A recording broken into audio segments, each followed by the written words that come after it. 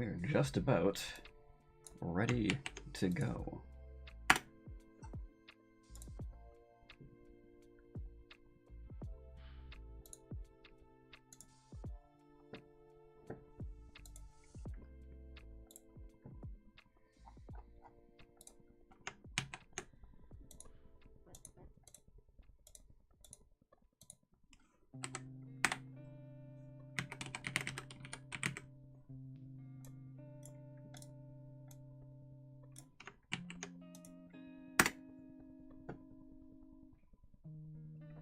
You have indeed been surprised. Hello. I'm just currently going about all my usual self-promotion-y stuff. Just gotta head over to Twitter, and then we are a good to go.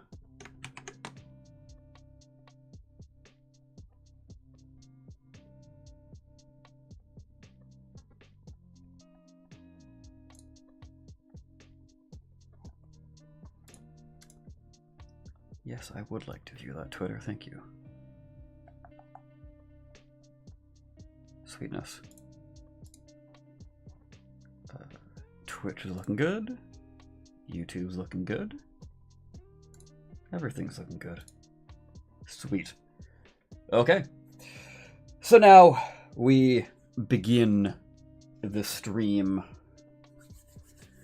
And we're basically, like... Well, I say basically, and there's still a bunch of, like, proofreading and all that stuff. But we're pretty close. It's literally just the 20th level ability, and I want to add more seals. And then the sealer is done. Very nice to say that. Because, there's another idea that I've got brewing that I really want to work on.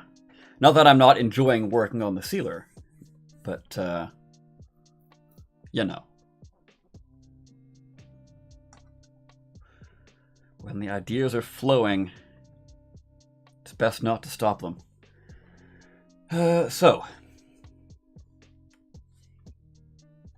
And then you can work on the Tinkerer.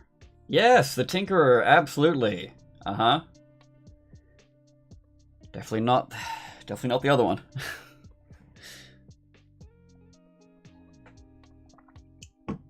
Definitely not the other super secret one that's only been revealed on my Discord. Wink, wink, nudge, nudge. Join the Discord. Yeah,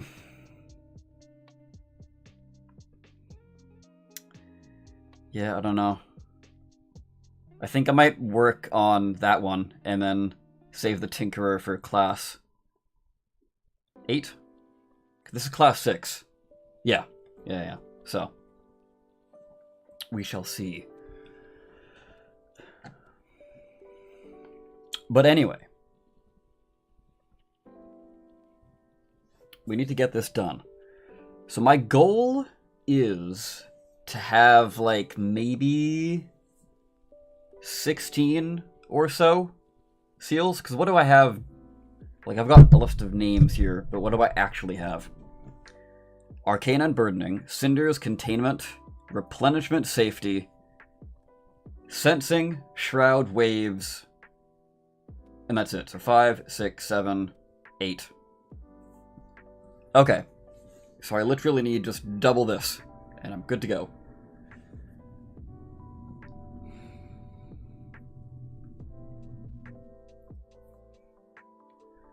I'm looking for a robot corpse. What? I'm looking for a robot corpse I shot down, and now I can't find it. I'm upset. I'm confused.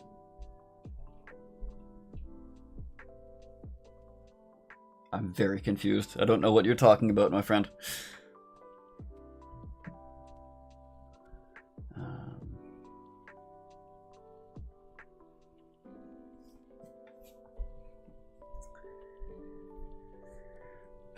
So, there's a couple of things here that I've got, but I don't know how to elaborate on them that much. And Seal of Foreboding, I think, might be a little too powerful.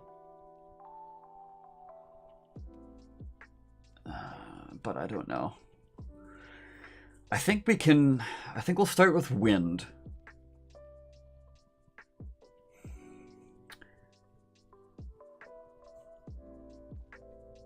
Oh, gotcha. Okay. I think we'll start with wind, because this initially started out as just simply like, oh, you know, you can go fast and stuff, but like, that kind of turned into the whole thing that cartography can do with its seal enhancements. So like, any seal it makes is now fast, so it makes it kind of weird to just like... Yeah,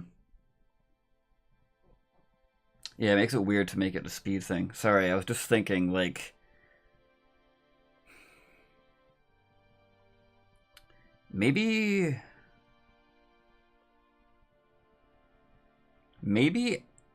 a seal.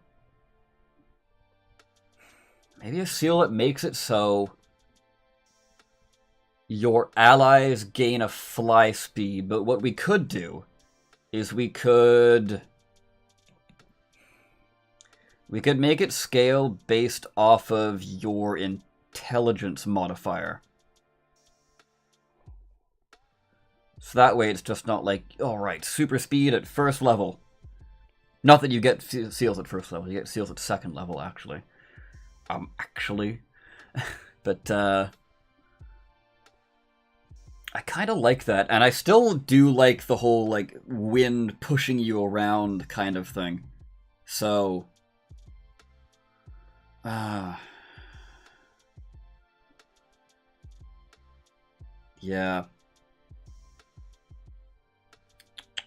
Yeah, I do like that. I do like that. Okay.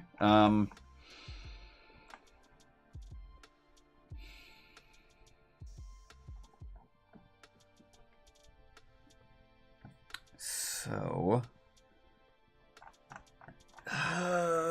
yeah, I need something to put there. It's either going to be artwork or it's going to be the seal list is going to start here. I think for now, though, I'm just going to go ahead and insert rows. Cool.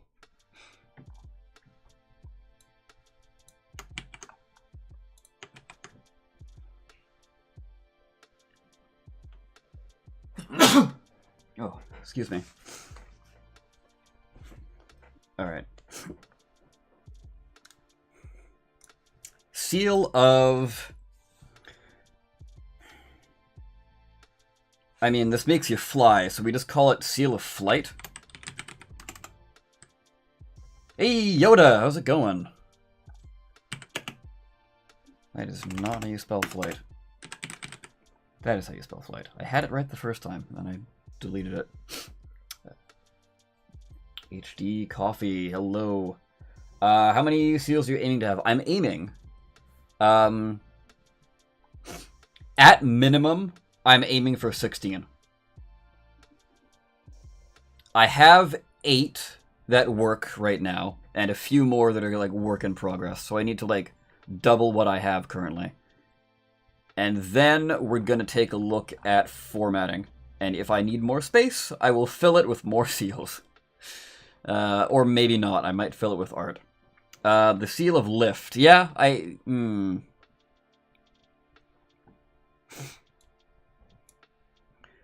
Because it's almost like a wind column is what I'm kind of picturing it. Because it's literally just the seal. And the seal can extend up to 60 feet up in the air.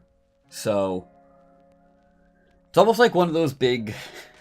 I don't know if you've ever seen this. Like, I know at Disneyland they have... or like... it's like adjacent to Disneyland. Or maybe it's not Disneyland. It's like the California... not California Dreaming. It's like whatever that movie theme park is. But they have like this big wind tunnel there. I went there as a kid on vacation one time. I never went inside because it was expensive. But it looked cool. And like this big fan underneath you and like you twirl and like dip and dive, and that was a different word. Anyway, you got the idea though. Please, YouTube, do not punish me. I misspoke. I was slurring my words.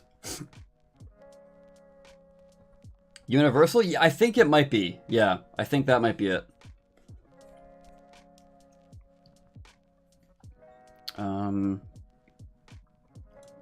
Alright, okay.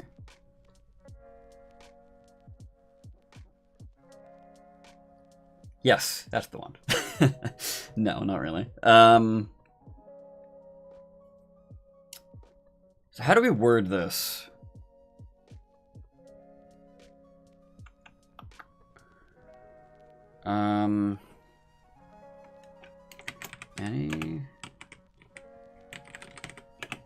Any creature you deem friendly. Do we need to have, like, starts in the zone as a stipulation? I don't know. Because as soon as they move out, they're going to lose their flight speed. Because I don't want it to be like, alright, I'm just going to dip my big toe into the seal, and now I can fly outside of the seal. You know? I want this to be strictly flight in the zone.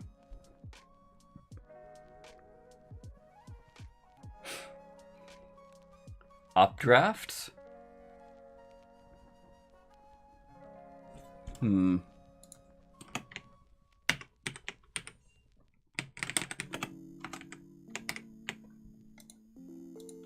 Yeah, it's kind of interesting. Any creature you...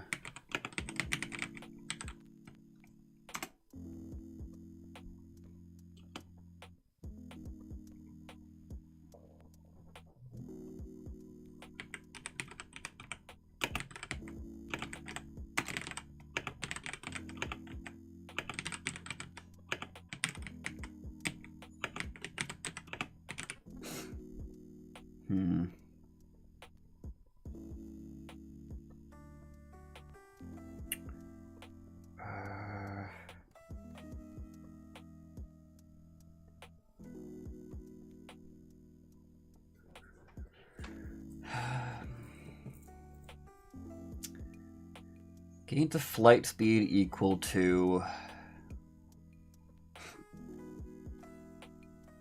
10 times your intelligence modifier? Is that too low, though? Because ideally, as a sealer, you'd want to have a +3 to start. But I know some people who, like, kind of want more all-rounders. So they might do, like, a +2 to, like, most stats. And 20-foot flight speed is kind of pitiful. I mean, I guess it's nice to get out of melee range. Like, letting your whole team get out of melee range. Yeah. That would be how you use it early on. Because I was thinking maybe, like, 10 plus 10 times your proficiency, but I think just 10 times proficiency is fine. Yeah.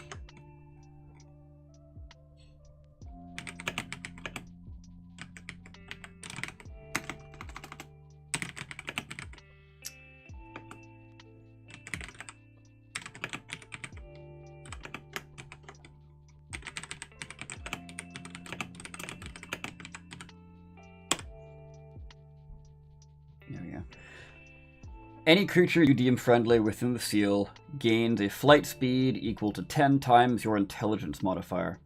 An affected creature loses this flight speed if they leave the seal zone, immediately falling out of the sky. Simple, to the point. I don't see too many issues with that. Because like I said early on, you're really only going to have a +3 intelligence.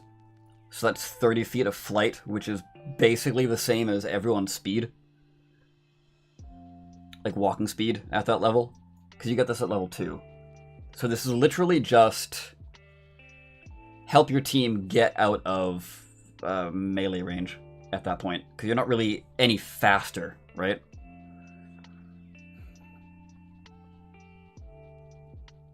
It's just a good defensive option early on. And then later in the game, when your intelligence goes up, they get more speed, and you're better at making sigils and seals, so therefore your zone will be bigger, so they can fly around a lot more. So, kind of built-in scaling?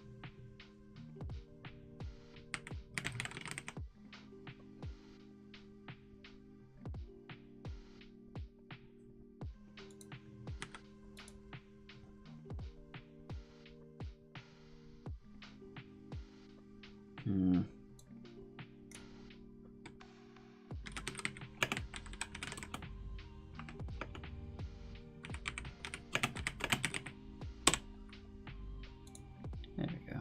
Nice little bit of flavor text.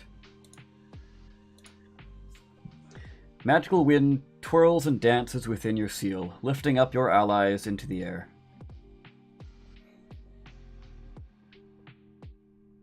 Lifting up your allies into the air. Lifting your allies up into the air.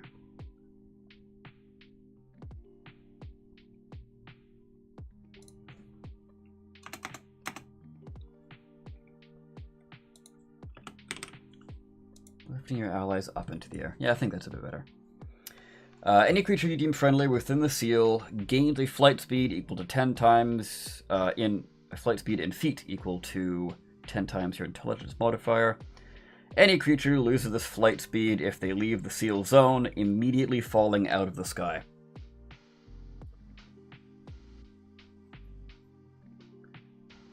Seal of Magic Negation up next. Yeah, I saw that suggestion you put. They actually do get Anti-Magic Field at, what is it, 8th? That's an 8th level spell, right? Yep, Anti-Magic Field. It's on their list, so they definitely have that flavor. I just have to be careful with the sort of magic negation kind of thing. Simply because seals, the way seals work, it's not like, all right, in order to set this seal up, I need to put a 8th level spell slot into it. It's like, no. You can make this seal a really small zone and plop a level 1 spell slot into it. And you're still going to get the exact same effect as if you put a 8th level spell slot into it. The only difference is the size of the area requiring a bigger spell slot, right? I definitely do want to do some sort of like anti-magic thing. It would be pretty cool. So let's get a list going, because it looks like somebody else just suggested one. Seal of anti-magic, and seal of a seal that sucks people. A Seal that sucks people in would be cool. Like Horizon Ultimate, if you ever played Apex. No, I haven't. Gravity / crowd control thing. One that sucks people in. I'm just trying to think.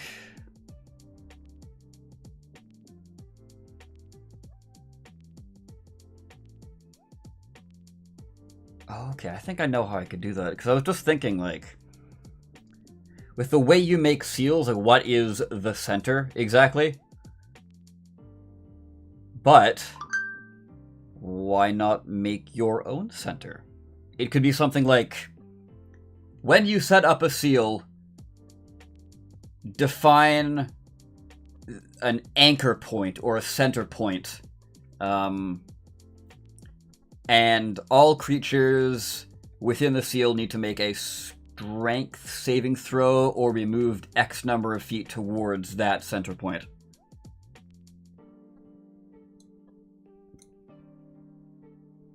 Seal of... Convergent sounds cool, but that's like two things coming together, isn't it? Hold on.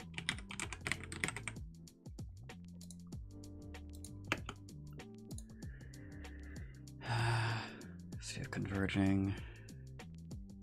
Yeah. Seal of...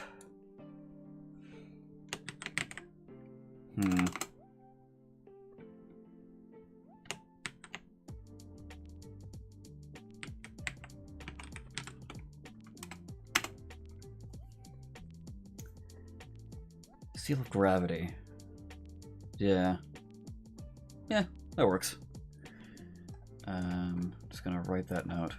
Pick a point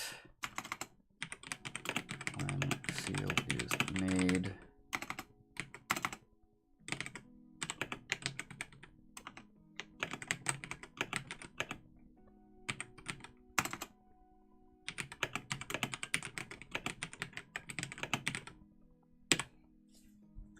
Seal of gravity. Yeah, seal of gravity. It's simple, yet descriptive. I got an idea. It negates spell. It negates spell up to. Oh, okay. Yeah. Yeah. I see what you mean. All right.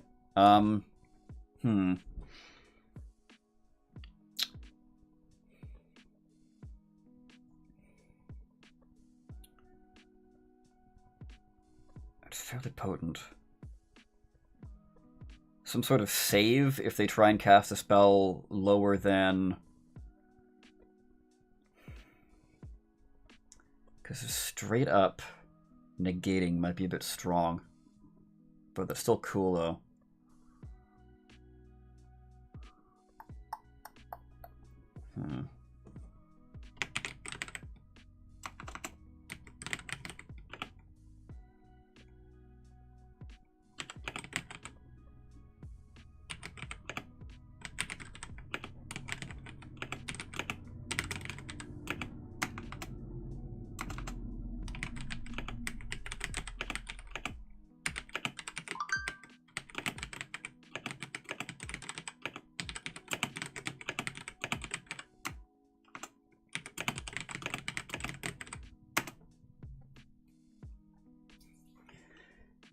Spellcasting ability save. Or spellcasting ability check against your... Oh, spellcasting ability save. Okay, yeah, so like a charisma save if they're a charisma caster. Okay, yeah.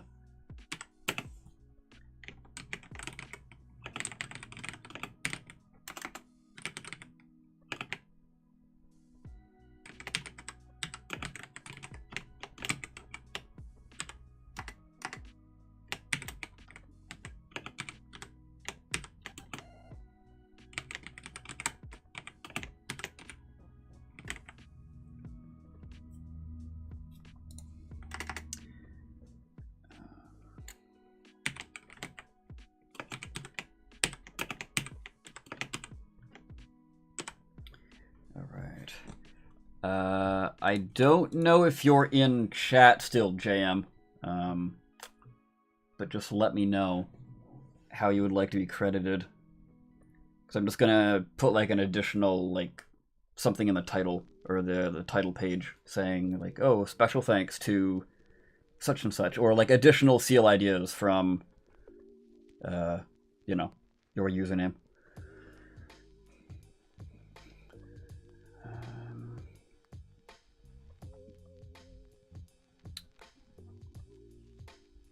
Maybe I could go with more than just 16. Something to think about, I guess. So if I flush out everything I have here, what do I have? 2, 3, 4, 5, 6, 7, 8, 9, 10, 11, 15, actually.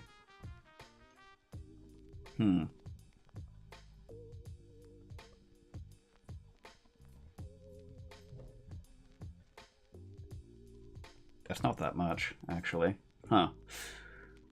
Not really. Not really at all. Yeah, maybe I will do more than 16. Of course, if I can come up with the ideas.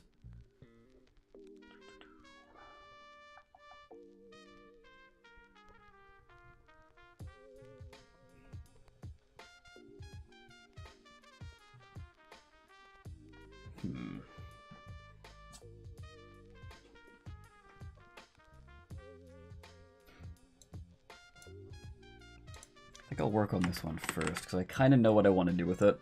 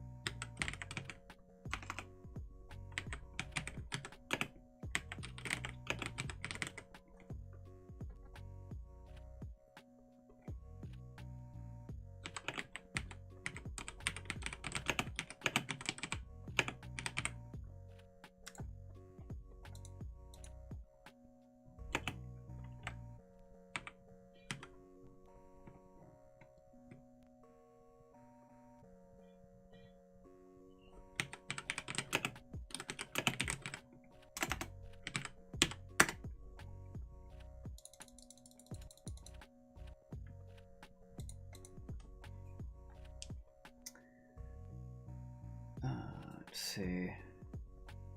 Yeah, save. Spellcasting ability save against your DC.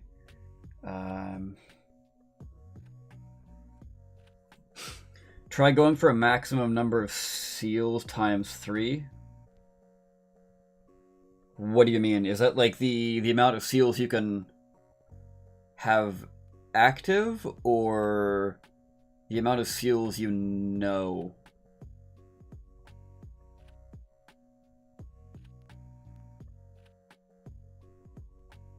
Or the amount of seals you want in the book?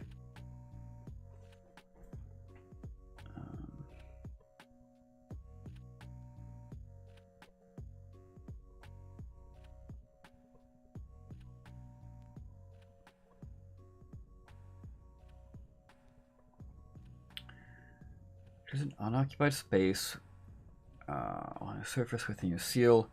An orb of condensed gravity appears there, attempting to suck in anything you wish.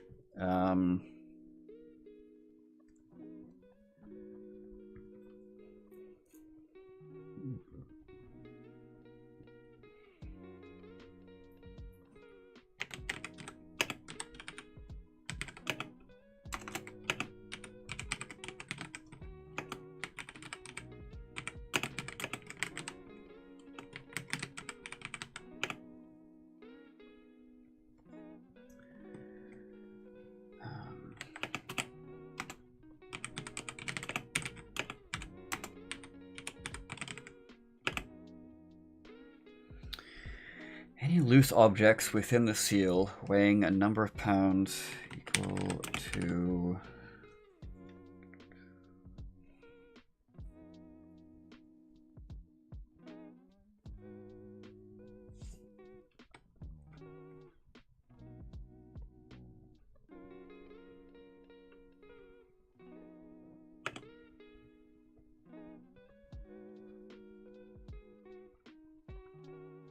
I don't even need that.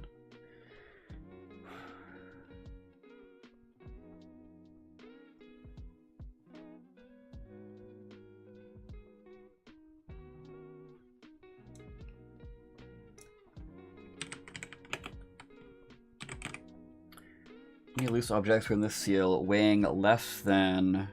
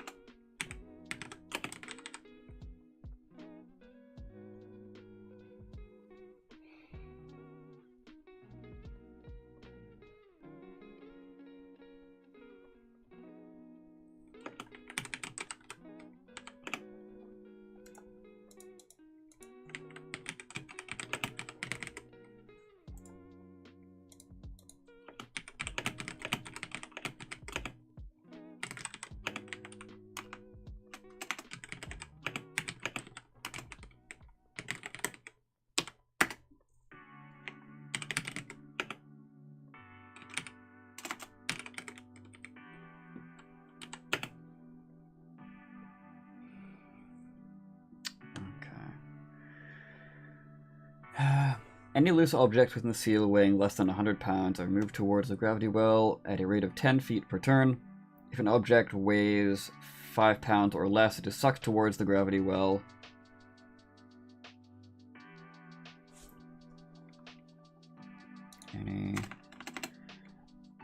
Yeah, I should use the actual D&D wording. Any object that is not being worn or carried. There we go. Any object that is not being worn or carried within the seal, weighing less than 100 pounds, are moved towards the gravity well at a rate of 10 feet per turn. If the object weighs less than 5 pounds, it is sucked towards the gravity well quickly, arriving there on the turn the seal is created. Moreover, the whole idea of seals is it's basically... This is like a team support. And what I really don't want is for this thing to be like, all right, let's set up my seal and troll my team, you know? Like, none of my seals up until this point, even the ones that do damage, which I think is only just the Seal of Cinders, actually. I don't have many damaging ones, and I don't really intend to have many damaging ones. But even they don't harm your allies. So I don't see why the Seal of Gravity would be any different. Yeah, I'm gonna stick on theme for that. Moreover, any creatures you deem hostile, I think.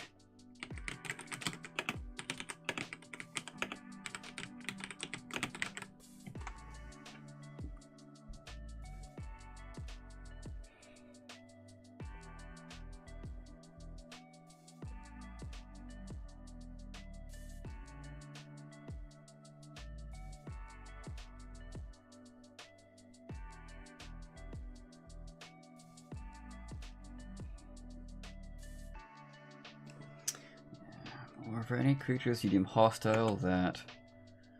Do I have this wording already?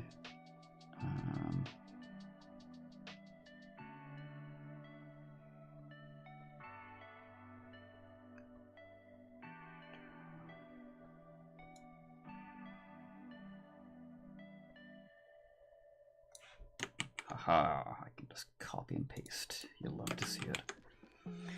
Moreover, any creature you deem hostile that... Right.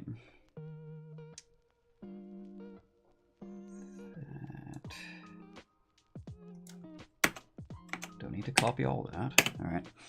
Any creature that you deem hostile that starts its turn in the area or moves into it for the first time on its turn must succeed on a strength saving throw.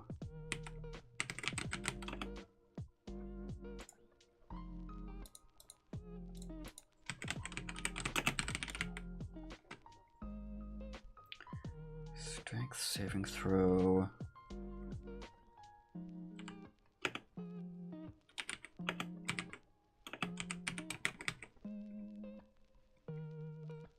No work today?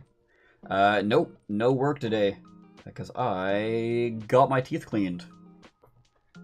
I had the dentist, so took the day off. Just because, you know, the appointments for that dentist is basically like, all right, you want to get your teeth cleaned as soon as work starts? Which, I mean, I'm not complaining about, because, like, it's a good excuse to book a day off work. Which I never really do, so, you know, might as well.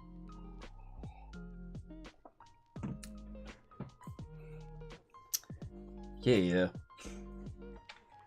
So right now we're just working on the seals, because the sealer is getting real close. And I'm kind of in a mood to take community submissions. So if my lovely fiance has any ideas, let me know. It could just be a basic idea. You don't have to give me anything super fleshed out. So far I've got Yoda gave me the Seal of Anti-Magic, which is cool, and JM gave me an idea for some sort of gravity thing, which is what I am working on right now. And we're almost done, actually. So, moreover, any creature we deem hostile must make a strength throw or be moved. So how do we want to do this movement?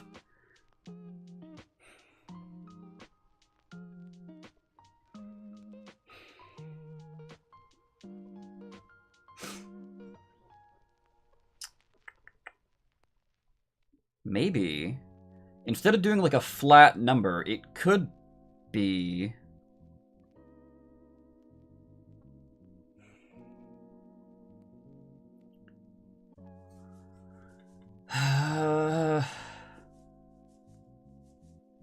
a number of feet equals 5 times half your intelligence modifier rounded up. So that would mean at 1 and 2, they're going to be moved 5 feet, which isn't much, right? But as soon as you get to a +2 or not +2, +3 or 4, they're going to be sucked in 10 feet. And as I said before, you're an intelligence caster, so you want your intelligence to be starting at a +3 usually. So effectively, that would give the 10 feet move that I was going to give this flat, but this means once you get your intelligence up to +5, you can move your enemies 15 feet. And that's kind of nice.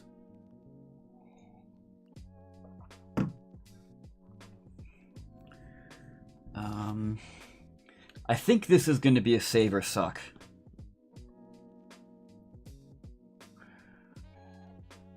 Because there's no super clean way. Yeah, there isn't really a super clean way of doing it otherwise.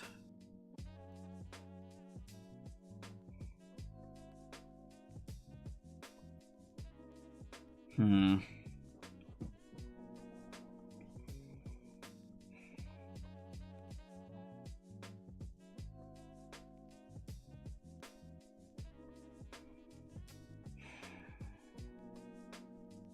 Moved a minimum of 5 feet if they succeed, but then, like, they succeeded, so... It's not like something where they're getting blasted by fire and they, like, hold up a shield, but, like, the fire is, like, engulfing them still. This is strictly like, yeah, you plant your feet. Okay, cool, you've successfully planted your feet, so you're not going anywhere.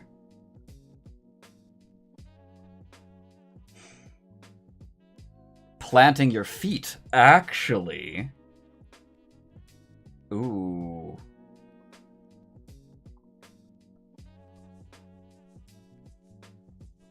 Any creature not on the ground has disadvantage on this save.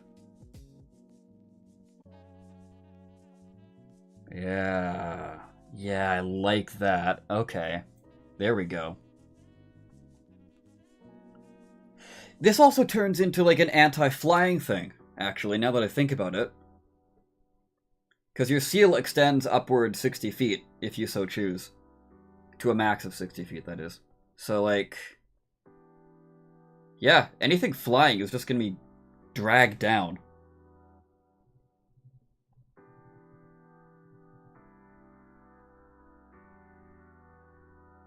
Yeah. Okay. Okay, yeah, I dig that. I dig that a lot, actually.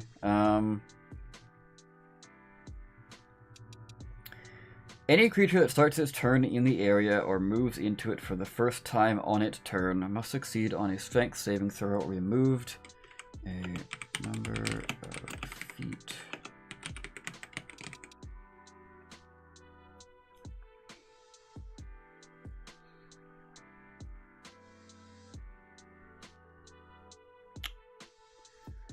Move a number of feet towards...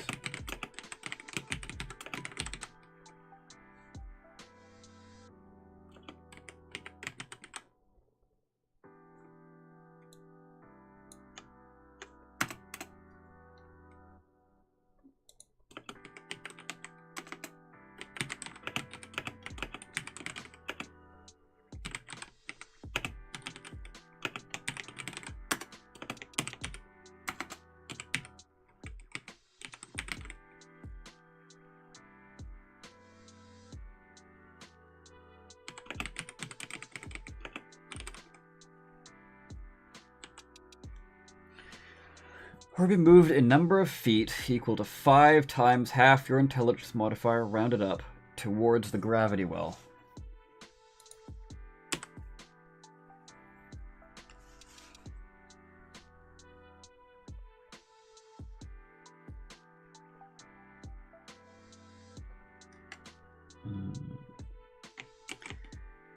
Creatures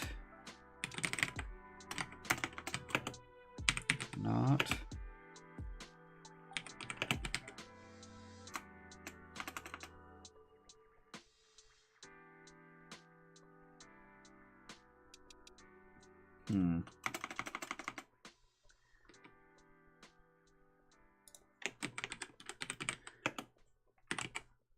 creatures have disadvantage on this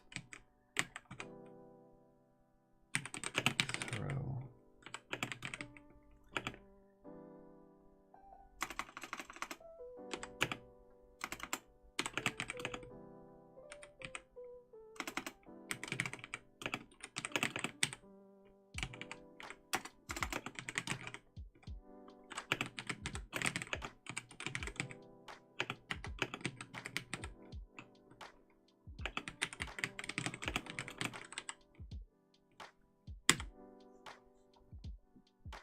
There we go. I think that's it. Okay. Alright. Seal of Gravity. Choose an unoccupied space on a surface within your seal. An orb of condensed gravity appears there, attempting to suck in anything you wish. Any object that's not being worn or carried within the seal, weighing less than 100 pounds, are moved towards the gravity well at a rate of 10 feet per turn. If the object weighs less than 5... weighs 5 pounds or less. Weighs 100 pounds or less. There we go. The reason I'm doing that is because I feel like in D&D there's going to be a lot of items that are listed as 5 pounds. This item weighs exactly 5 pounds. Like, they're... Very rarely you're going to get an item that's listed as like, oh yes, it's 4.092 pounds or something like that, you know?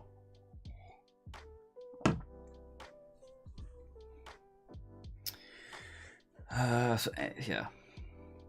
Any object that is not worn or carried within the seal weighing 100 pounds or less are moved towards the gravity well at a rate of 10 feet per turn. If the object weighs 5 pounds or less, it is sucked towards the gravity well quickly, arriving there on the turn the seal is created. Moreover, any creature you deem hostile that starts its turn in the area... Hold on. Because I copied this over from... That start its turn. Yeah, okay. That still checks out. Any creature you deem hostile that starts its turn in the area or moves into it for the first time on its turn must succeed on a strength saving throw or be moved a number of feet equal to 5 times half your intelligence modifier, rounded up, towards the gravity well.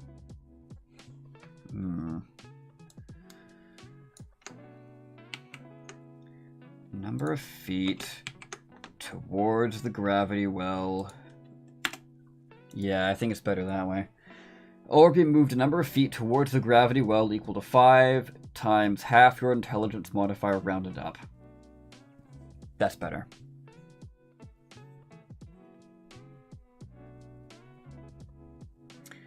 Flying creatures have disadvantage on the saving throw, and even on a successful save, they are moved 5 feet towards the well. Beauty.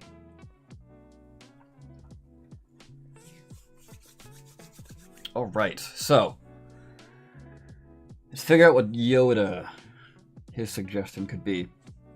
So negates or dampens a spell cast of levels equal to or lower than the spell slot used to make the seal. Save against your spell save DC.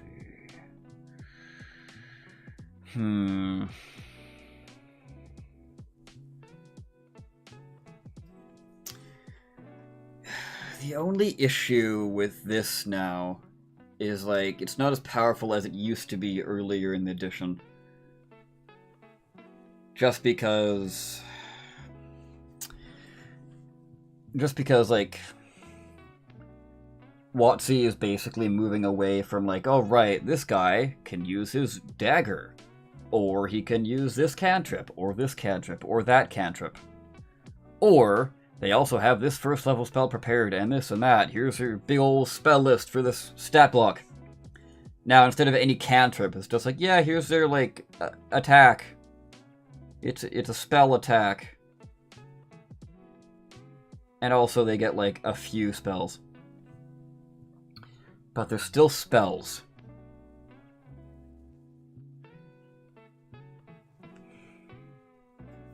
They're spells they cast. And NPCs using WotC's new system don't have spell slots. They just, like, can cast this spell innately. Not really, but mechanically it's the same as, like, innate casting, so they can't upcast. So I guess that does make that more in this seal's favor. Yeah. Okay. So it's got that negative, but also this positive. So yeah, it's still gonna be okay. I think. Maybe. Let's get to typing.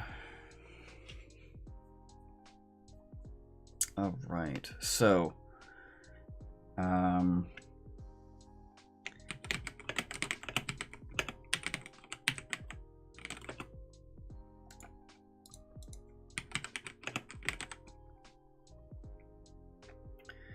aura that permeates the seal.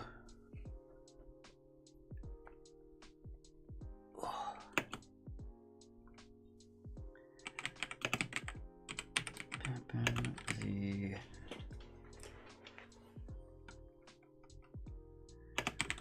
magic of spells cast within.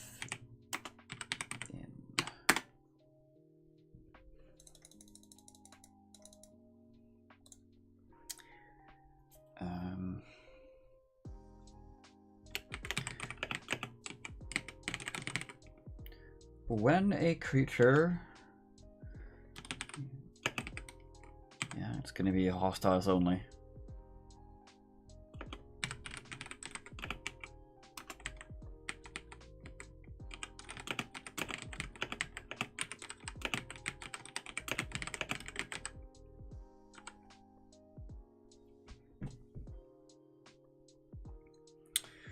When a creature you deem hostile attempts to cast a spell within the seal,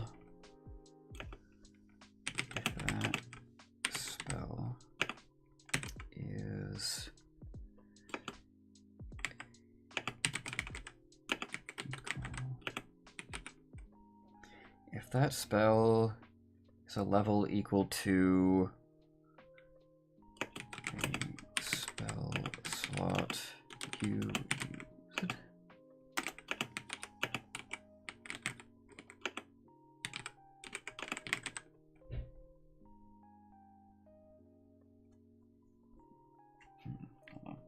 Starting to get a bit of a run-on sentence.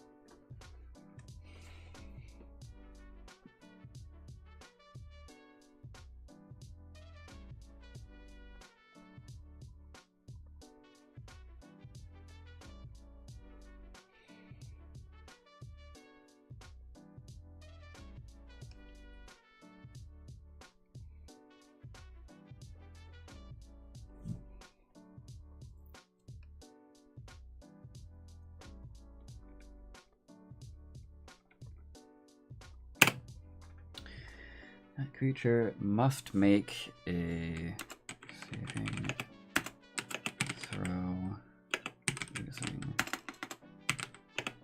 its spell casting stat.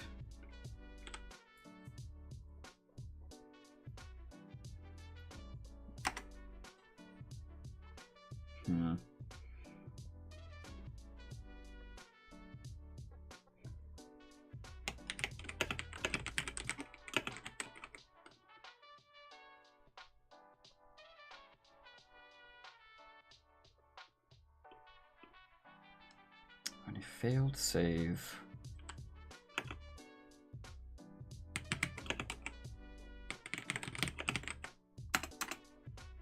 does not cast the spell, and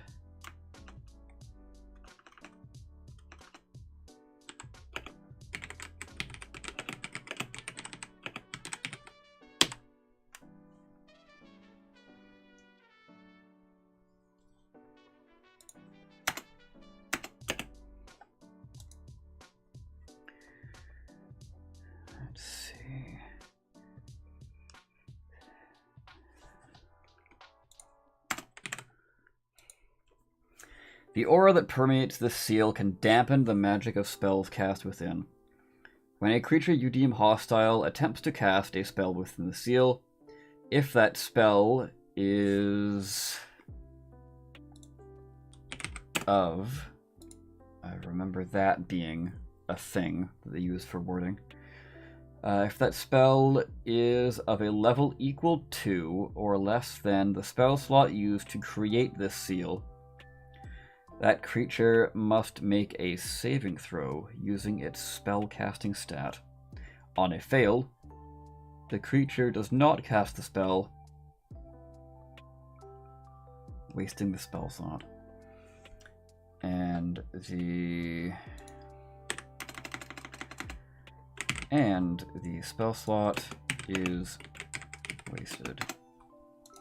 I think that's a bit better wording. On a failed save, the creature does not cast the spell, and the spell slot is wasted.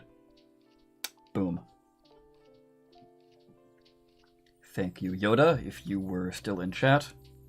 There you go. So is that basically all the points we wanted to touch on? Negate/dampen spells cast of a level equal to or lower than the spell slot used to make the seal save against your spell save DC. Yep, we hit on all the notes. Beautiful. Very beautiful.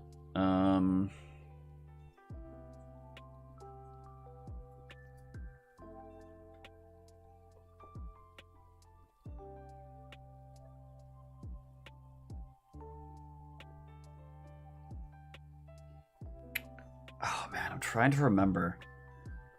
Seal of Sensing was actually submitted by someone else, but I forget who it was.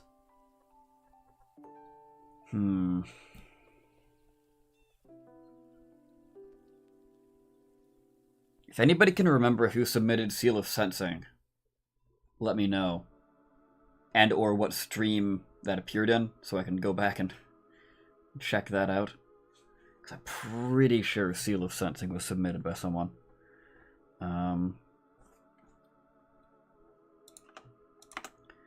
But yeah. Seal of Anti-Magic is done, and I honestly think we can just keep it named Anti-Magic. That's like a pretty cool name, honestly. And I mean, like, yeah, sure, you've got Anti-Magic Field using the same name, but like, it does the same thing, more or less. Maybe we could call it Magical Dampening, or Magic Dampening, or something like that.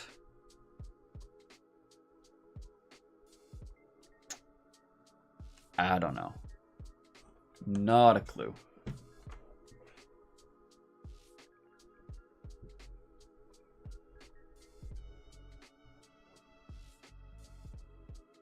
So we've got Updraft, we've got Anti-Magic, and Gravity. 3 things done this stream so far. Pretty good. Pretty good indeed.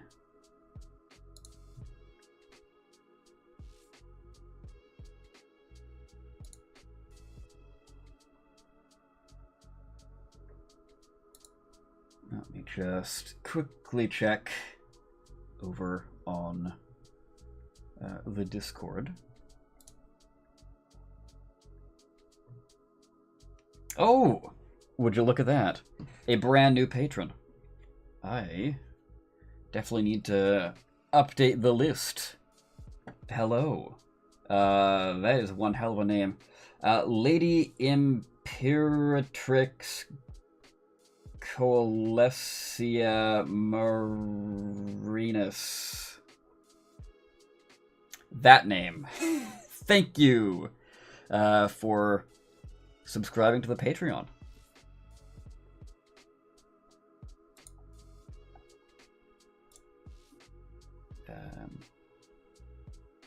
Yeah, big props to you, actually. I think you, yeah, the $5 supporter right there. Big props to you. If you said anything else in chat. I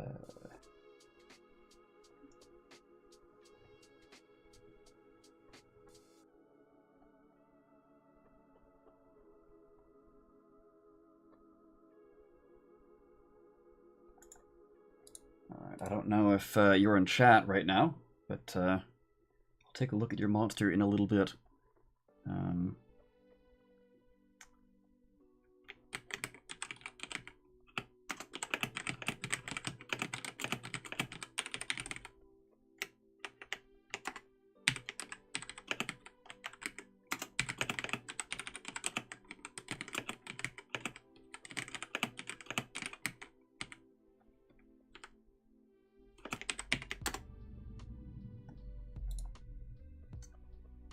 Beauty.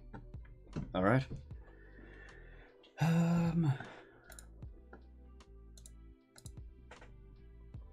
Back to it. Or what I could do actually is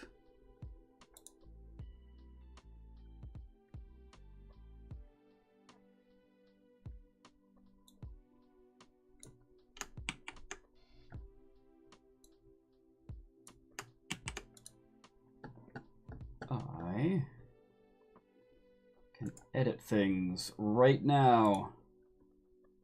That's not what it... Image slideshow? Nope, not that one. Got way too many overlays on my Patreon scroll. Yeah, there we go.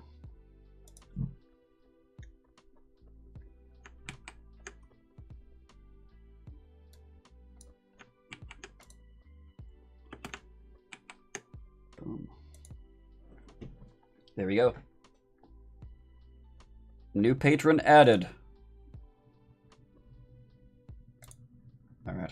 Hopefully you all didn't mind me doing all the back end stuff, but you know, getting patron support is real nice.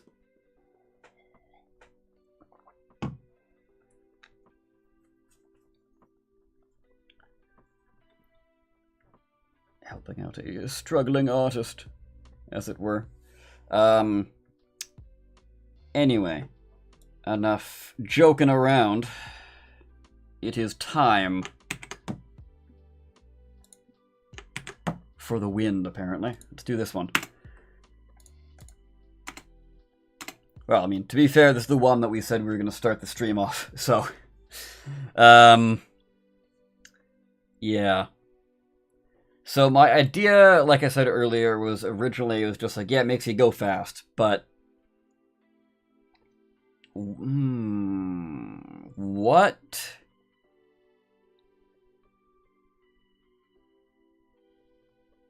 What if?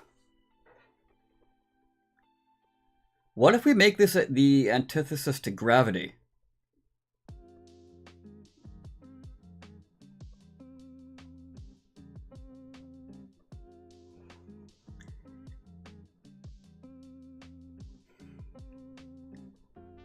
What if we, yeah, what if we literally just make this the antithesis to gravity? Is that gonna step on the toes of containment, though? Creatures you deem hostile that start their... Creatures you deem hostile that start their turn within the area of the seal.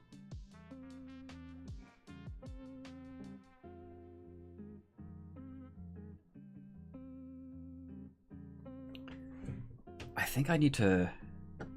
actually... yeah, hold on a second. Creatures you deem hostile that start their turn within the area of the seal or move into it. Yeah, it's gotta be this. That was way too weak otherwise.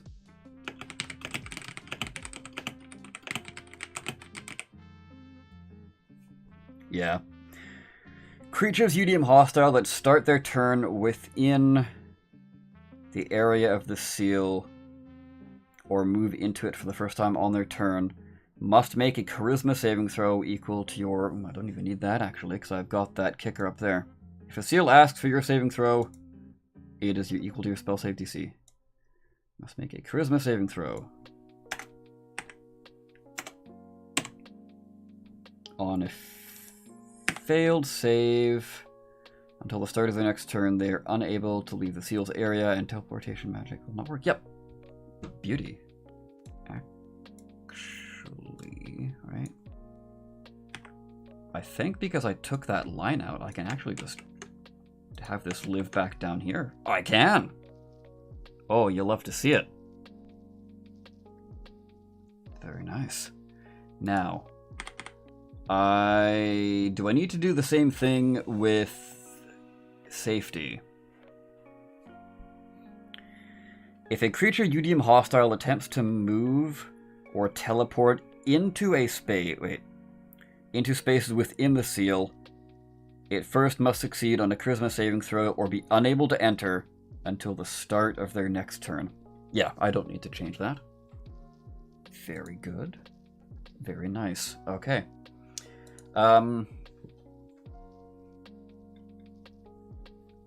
Yeah, I think one idea I had was like wind would push you and knock you over, right?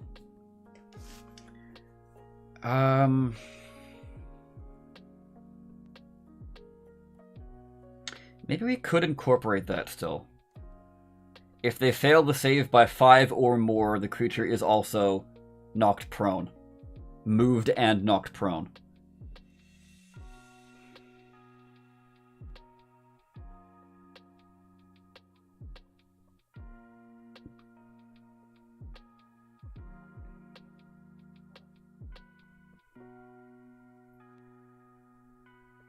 Or is that too much?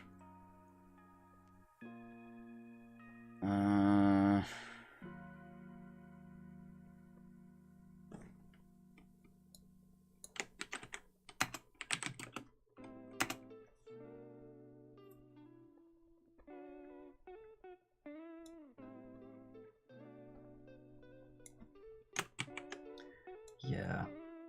I think, honestly, we're just gonna make this the antithesis of gravity.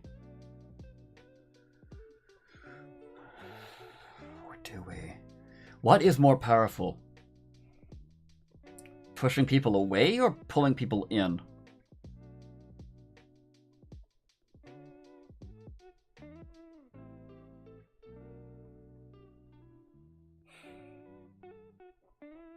Pulling people in. Yeah, pulling people in absolutely is stronger. Right? Yeah, because they're all clustered in one area, and you can cast like a big AoE spell on all of them and call it a day. If they're spread out, yeah, sure, they're being pushed away from, hopefully, your allies who are staying near, like, the center wind column, whatever I described this as. But now they're, like, more spread apart, so your allies have to run around more to attack them, and you can't AoE them as well. So I think because of that... Yeah. I think because of that we can do the prone thing. Maybe.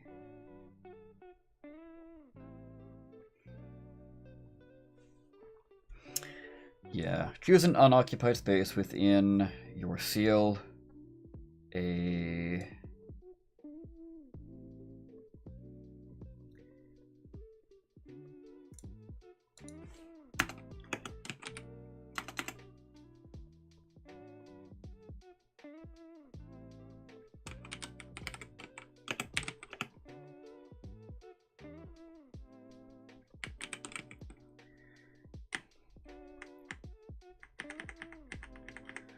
vortex. And a vortex of wind appears there, attempting to blow away anything you wish. Yeah, cool. I dig that. Any object that is not being worn or carried within the seal, weighing 100 pounds or less, are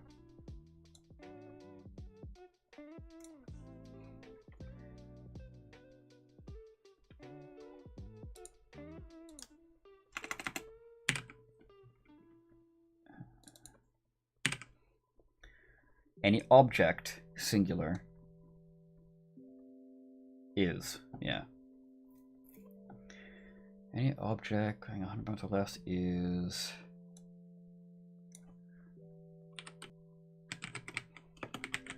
away from the vortex at a rate of 10 feet per turn.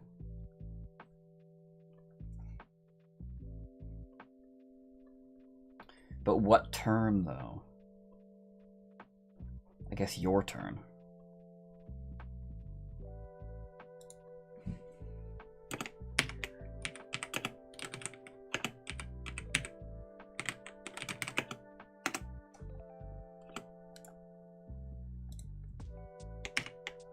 Yeah. Yeah, I kind of do need that there. At a rate of 10 feet per turn on your initiative.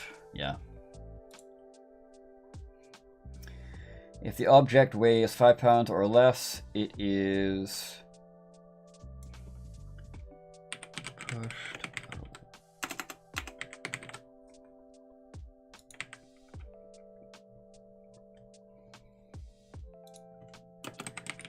from the vortex quickly, arriving. Ooh.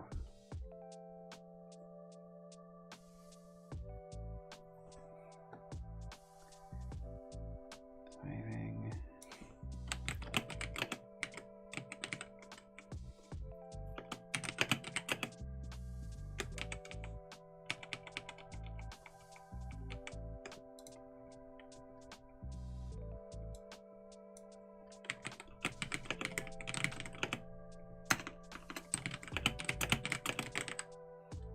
Arriving at the edges of the seal on the turn the seal is created. Okay.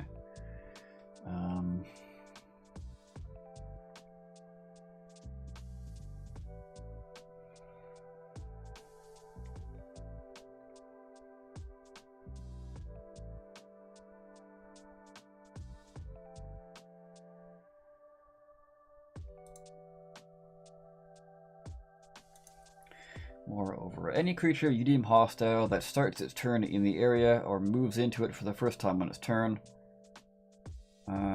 must succeed on a strength saving throw or be moved a number of feet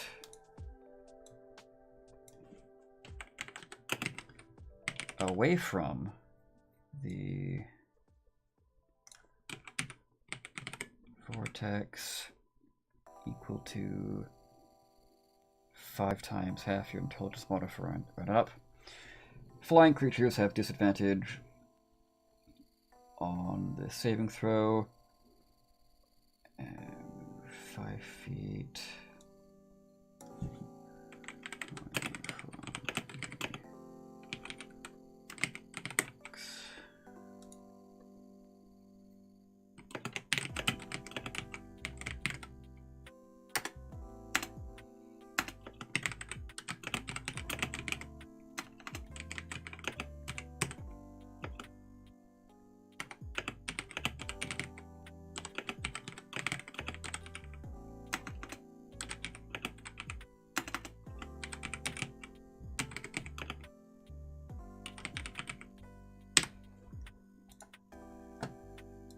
Beauty.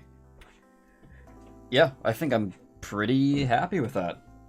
It's literally the opposite of Seal of Gravity. And that is fine. Choose an unoccupied space on a surface, yeah, that's fine, within your seal, and a vortex of wind appears there, attempting to blow away anything you wish.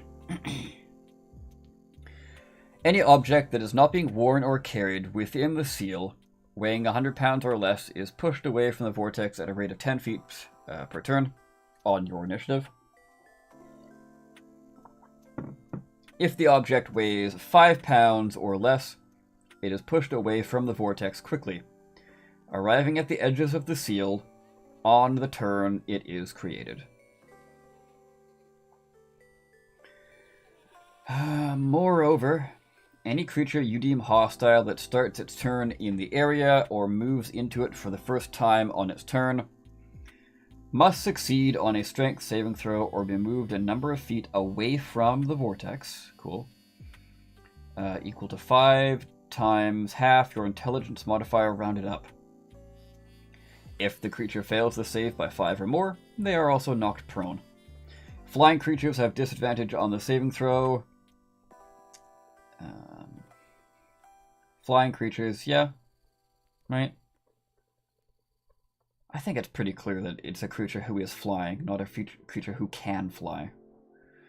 Flying creatures have disadvantage on the saving throw, and even on a successful save, they are moved 5 feet away from the vortex.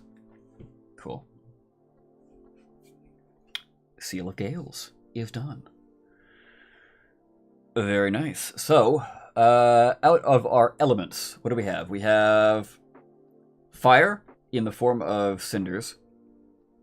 We have waves, or water in the form of Seal of Waves, and wind in the form of Seal of Gales. But now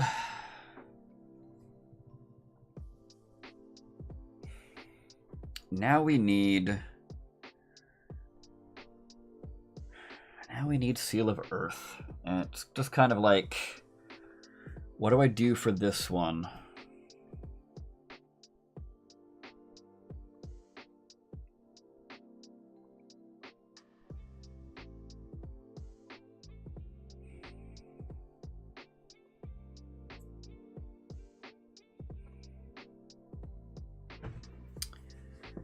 While the seal is active, little stones float around creatures you deem friendly, giving them half cover. So basically it's a +2 AC and +2 to dex saves.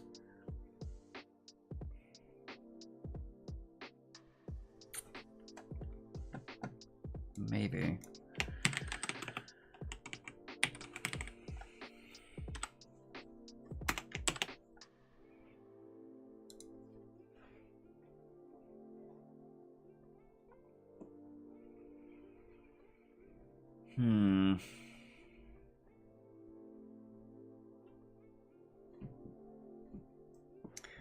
So Seal of Earth, giving something like half cover.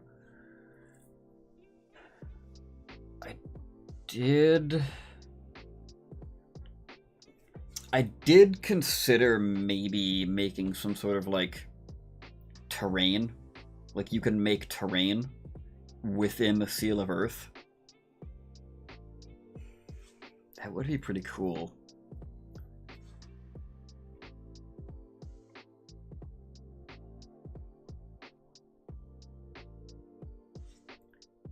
Yeah.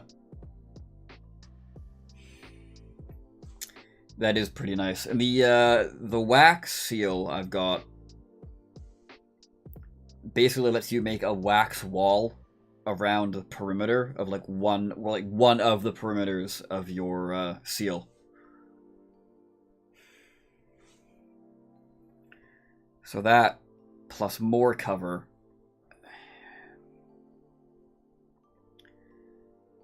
Is that gonna be too weird though?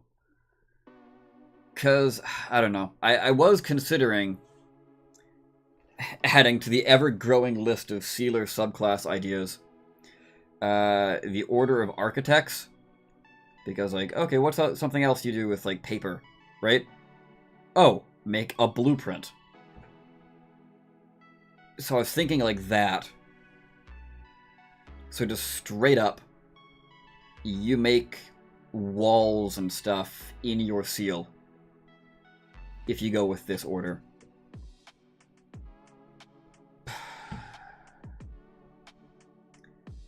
That could still be distinct enough, right?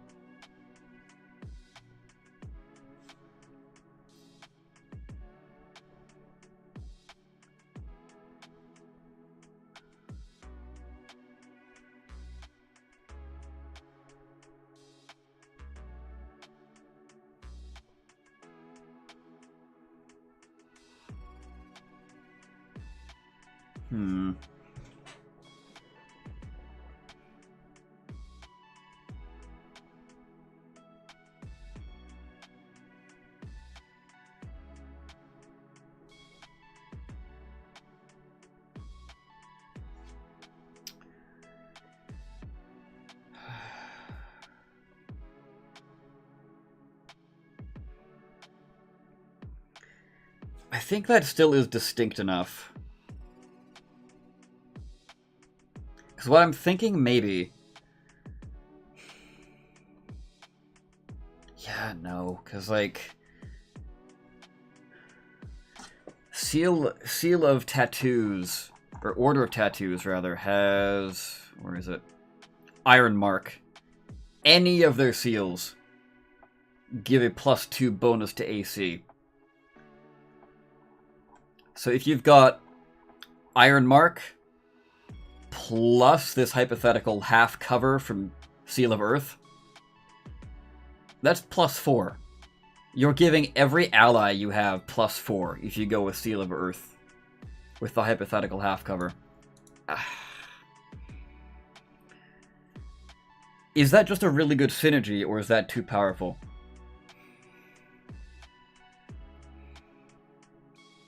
So you're giving a bonus of +2 AC,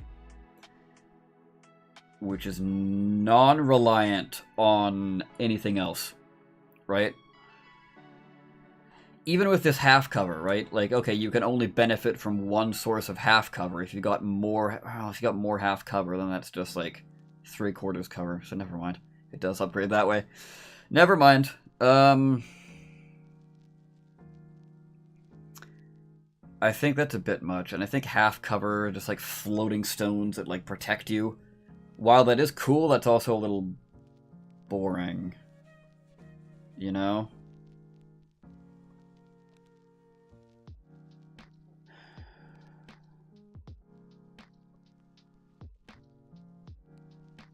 Yeah. Yeah. You know what? I think it could work. What do you mean? Are you like how delayed is your stream? I'm curious. Are you thinking like the whole architect making terrain and then Seal of Earth making like a boulder? Because what I'm thinking now, no, not delayed. Okay, cool. I think it could work. Yeah, that's so strong though. That's like really, really strong.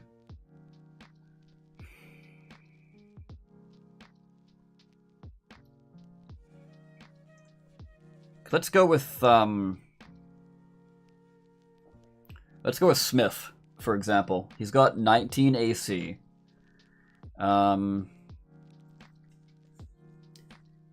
And your ally is an Order of Tattoos Sealer.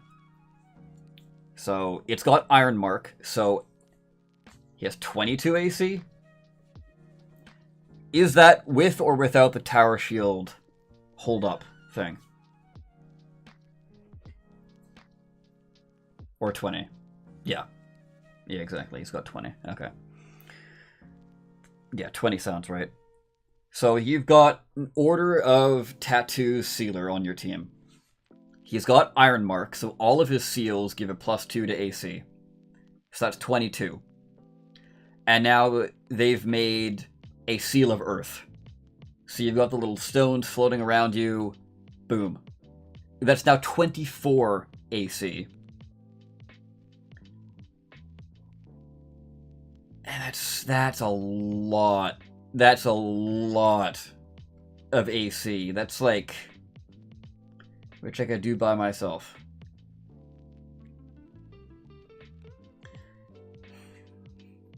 That's the thing, though. Like...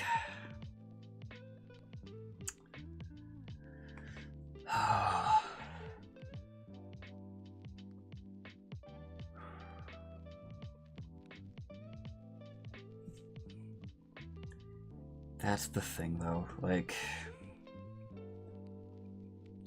there are so many other ways of getting, like, little AC boosts that I'm kind of worried about, like, here's one more, you know? Like, I don't believe... yeah, I don't believe that, I could actually just go and look. Pretty sure I was considering giving Shield of Faith, but I went against it. I just want to double check.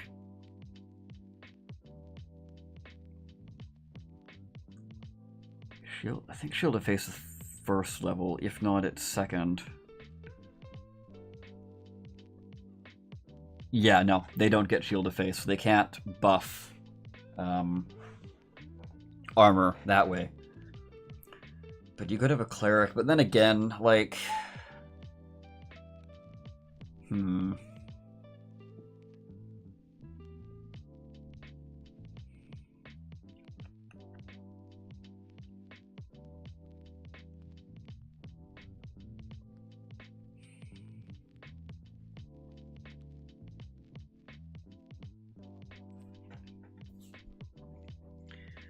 yeah. Like, there are a lot of combos, because you could just be like, oh yeah, what if my party has this and that? And then, like, I'm sure you could find a way to break it. So, like,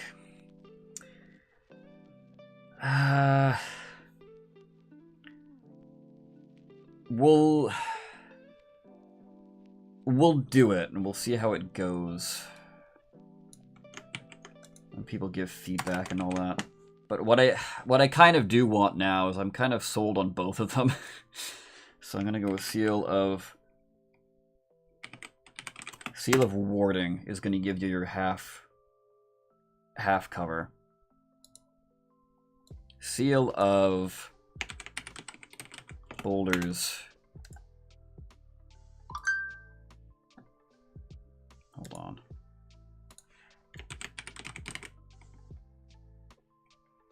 Yeah, it does have a U. Right? Hold on.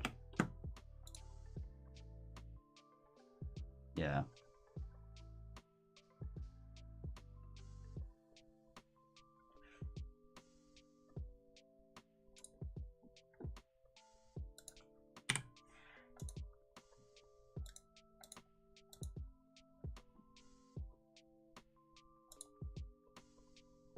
Seal of Boulders. Yeah. Or Seal of Stones. Seal of Stones? Seal of Boulders.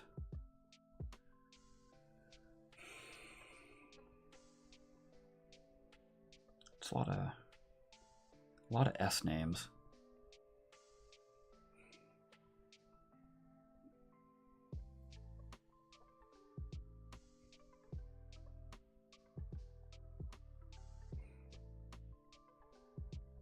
Yeah. What about Smith with Clunk and his reactions get 24 AC? Yeah. So a lot of stuff that works really well like that. Yeah. Fair. I do like Seal of Stones, but I'm gonna go with Boulders just because, one, it's not used a lot in D&D, like ability lingo, and also I've got a lot of S things. Safety, Sensing, Shroud, and I'm sure I'll probably end up tossing a few more in there. Because once I get around to alphabetizing this, you know, it's just gonna be weird if there's like a massive chunk of S's. Yeah, so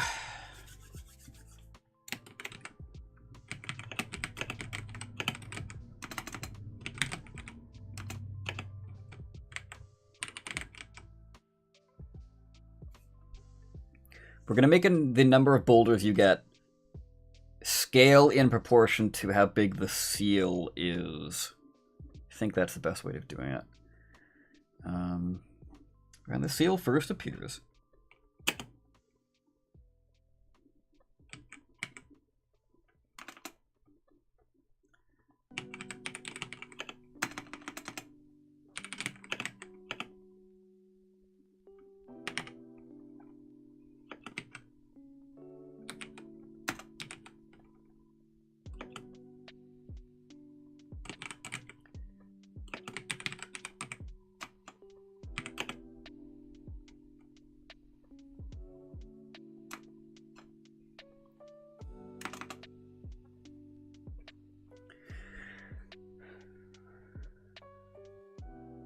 When the seal first appears, choose a 10-foot cube.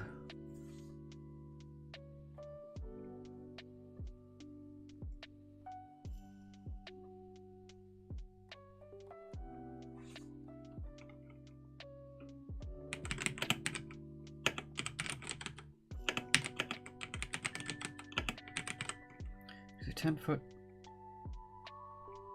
Choose a 10. Choose a 10 and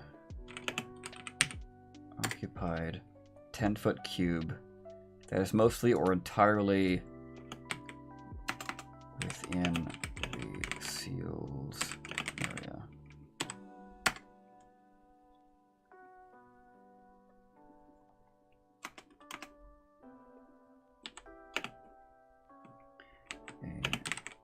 A large.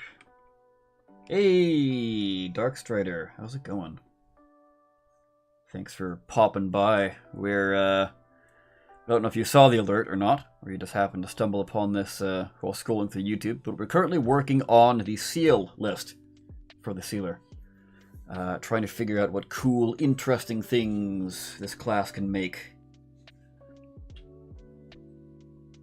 But if you've got any ideas, let me know. I am open to suggestions. We've got 2 already. And I'm also trying to remember who suggested Seal of Sensing. Going on my lunch at the moment, so I can't stay long. Yeah, no worries. Don't worry about it. But always nice to have people stopping by. So, Seal of Boulders. It's not just a rock. It is, in fact, a boulder.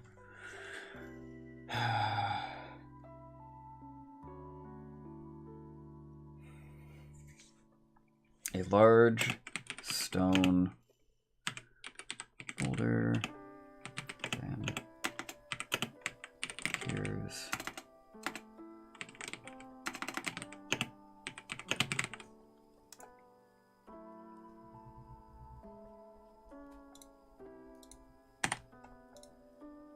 oh, duh. There we go.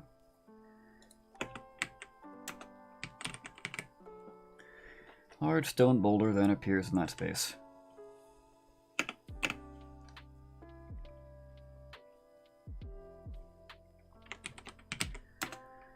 Yes.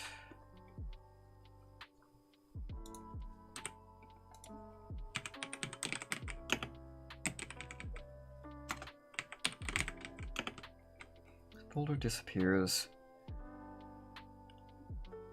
Let's see. Seal.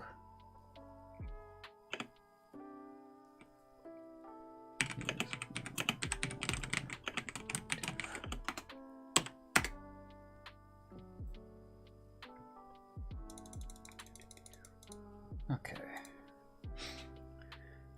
So how are we going to scale this bad boy?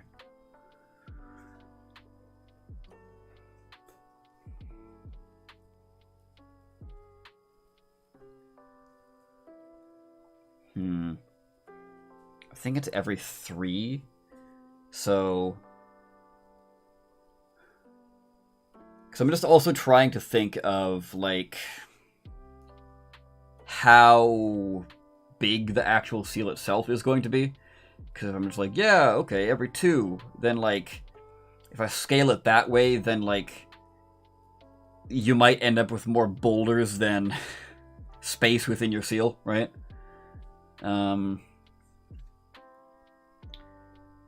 Seal of sight. Either you are concealed, or you can see invisible creatures within range.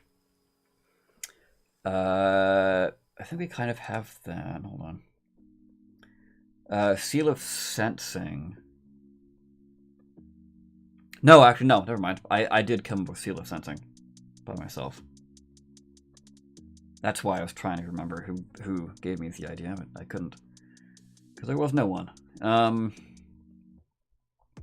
Yeah, Seal of Sensing is you know the location and amount of any creatures inside the seal's area. You receive this information mentally. Invisible creatures you deem hostile, or objects.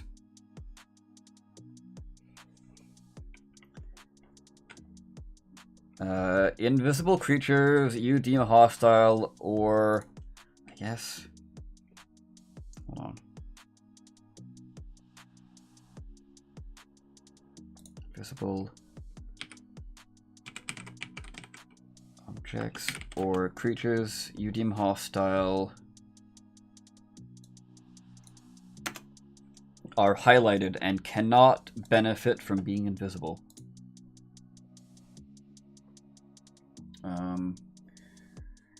Seal of sight. Either you are concealed, or you can see invisible creature. Yeah, because seal of sensing covers the being able to see or invisible stuff. You're not actually seeing them; they're highlighted with like a glow, kind of. But either way, that negates any invisibility they get. And then the Order of Espionage. It's seal benefit. You can make a creature invisible within it. So that's already covered there.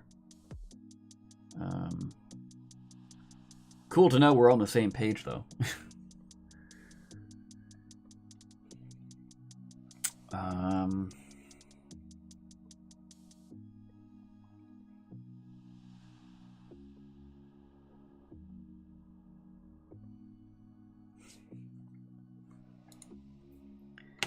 If you... Yeah, we'll do it this way. Create a seal.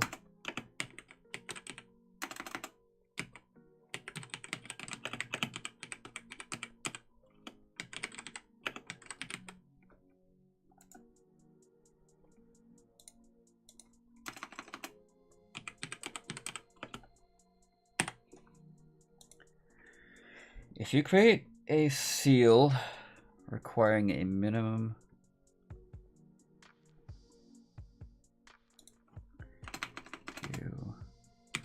make a seal requiring a minimum spell slot to create.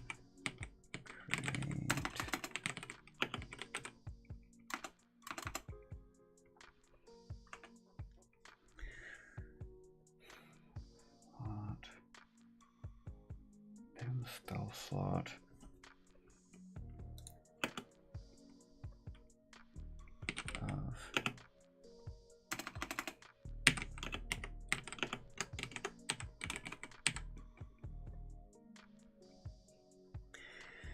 If you create a seal,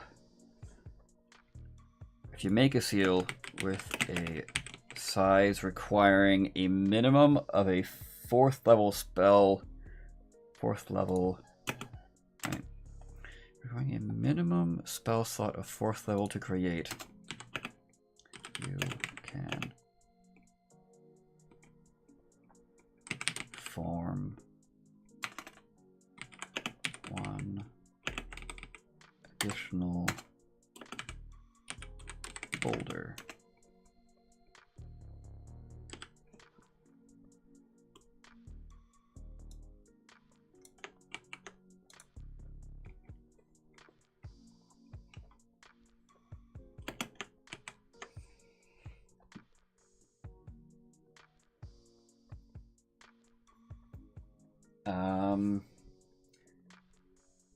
Effect similar to Fairy Fire. Yeah, a little bit. That's kind of what Seal of Sensing does. Any healing or damage reduction seals yet? Oh. Okay. Well, sort of. So, where is it? Seal of Replenishment is the healing one. I might tweak this a little bit, but what I've got here is pretty simple and straightforward. When you or a creature you deem friendly has its hit points restored, you can add your intelligence modifier to a roll of that instance of healing. Down here is, I think as you were coming in, we were talking about this. So I've got the Seal of Earth, which turned into the Seal of Boulders and also split off into Seal of Warding. I was torn between, like, okay, do I want, like, some sort of stones that orbit around you and deal half cover, or give you half cover, or a boulder you can, like, rise from the ground. And I was, like, concerned about getting more AC, because that can get, like, pretty nasty if you, like, stack AC effects. So I'm thinking, what if we just simply turn Seal of Warding into a damage reduction type thing? That could be pretty cool. Not a huge amount of damage reduction, but like enough where it's gonna matter, I think.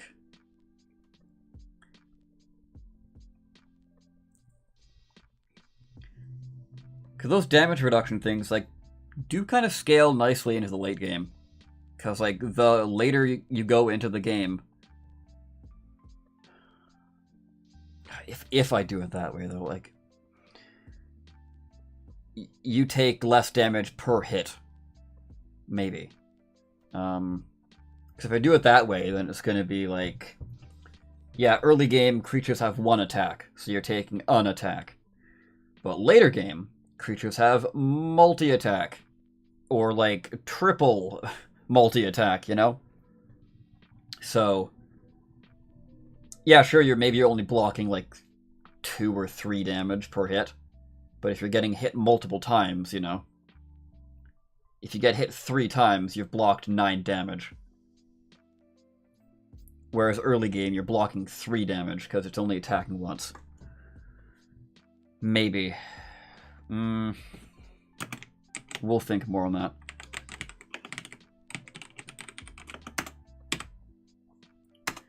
Damage reduction. Okay. So, back to this boulder thing. Just thinking if I can, like...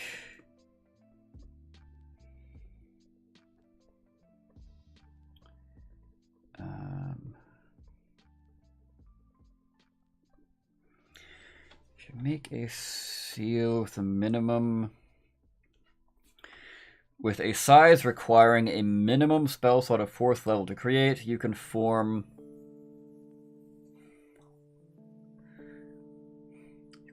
one additional boulder. If you make a seal with a size requiring a minimum spell slot of 8th level to create, you can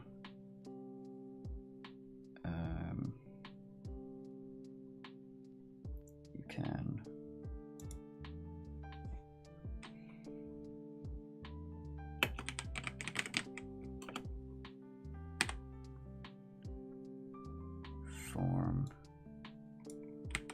2 additional boulders. Total of 3.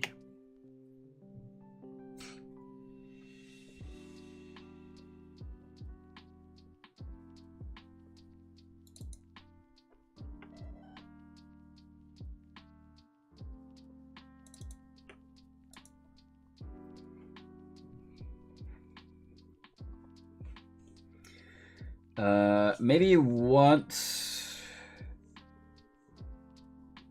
cast, choose a damage type, you will be resistant to. To use will cost a reaction.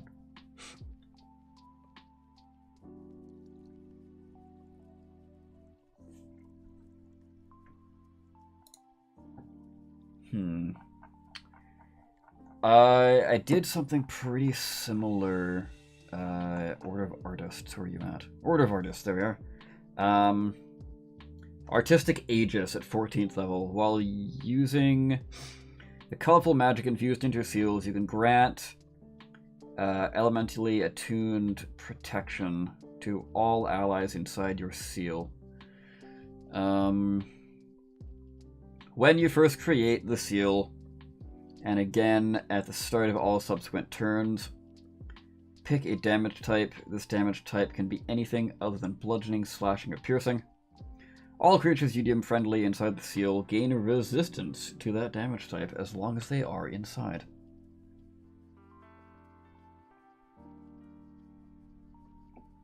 So I do have that. So that's kind of the... what is it? The...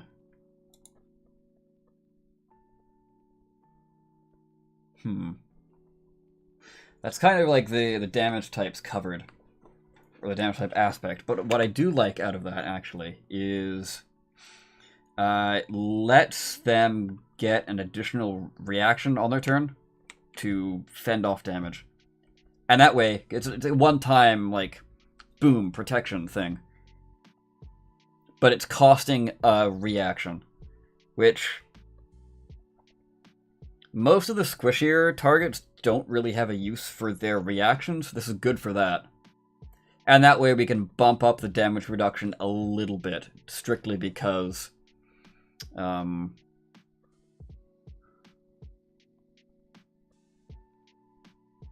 yeah, strictly because this is a one-time thing instead of like scaling off of how often monsters attack, like we were saying. Reaction to use.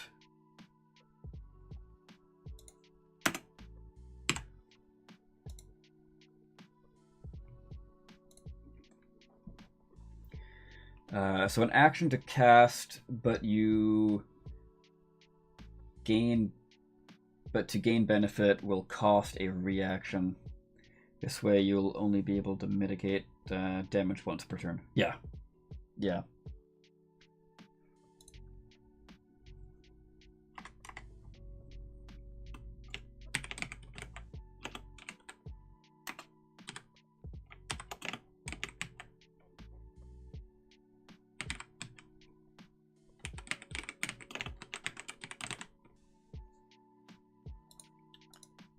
Cool. All right. Seal of Warding. Cool.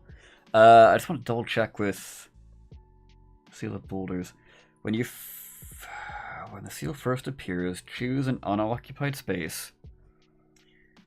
Unoccupied 10-foot cube, rather. That is mostly or entirely within the seal's area. A large stone boulder then appears in that space.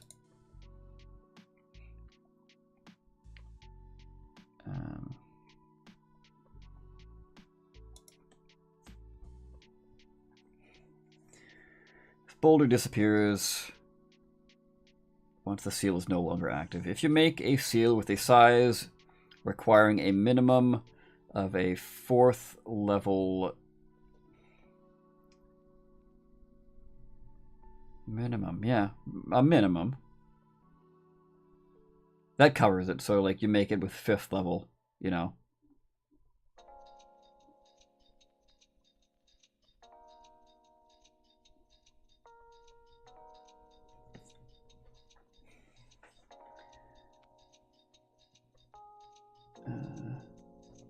Taking half on a critical would be glorious.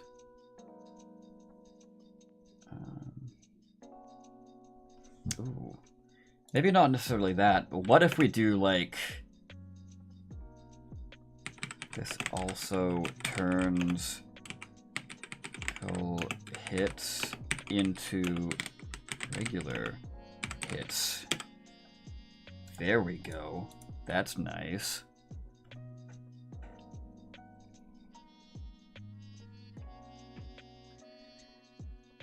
If you make a seal with a size requiring a minimum spell slot of 4th level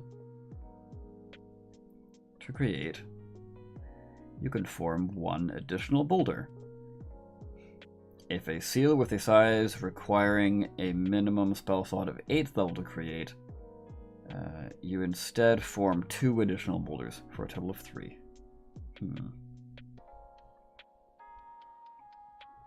Does that wording cover if you make a 5th level requirement seal?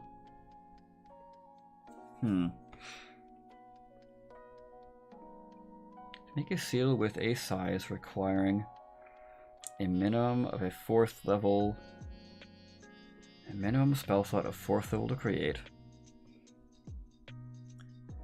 You can form 1 additional boulder.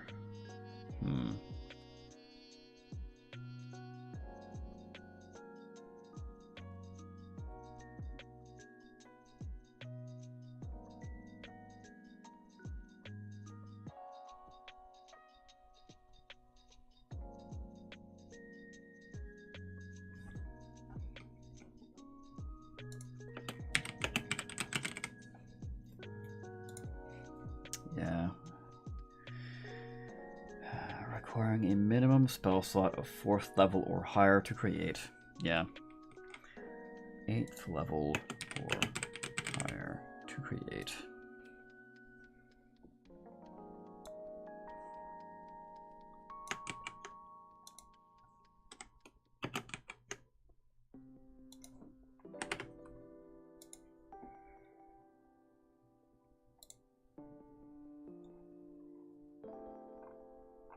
Cool. Seal of Boulders is done.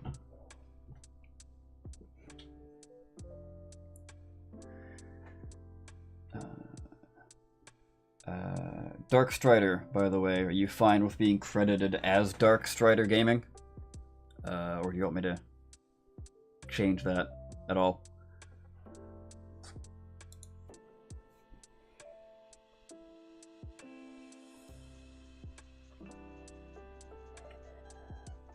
Seal of Replenishment, Seal of Safety, Waves.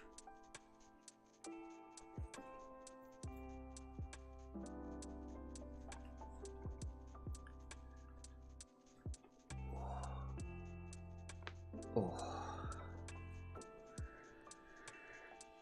Alright, so what do we have as our total now that we've chunked away at this a little bit? We've got 1, 2, 3, 4, 5, 6, 7, 8, 9, 10, 11, 12, 13. Ooh, okay. 13's looking pretty nice. Dark Strider is fine. Alright. Dark Strider it is then.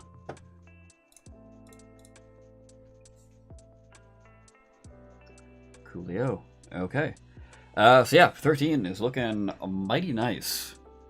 We're getting pretty close to the minimum I'm looking for, which again is 16. And what are we at for our... We've got 3 work in progress ones here.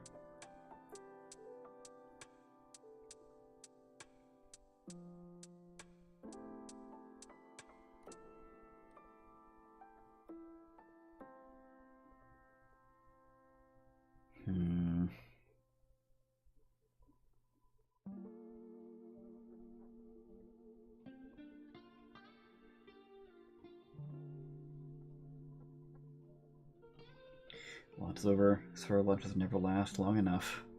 They never do. Yep. See you around.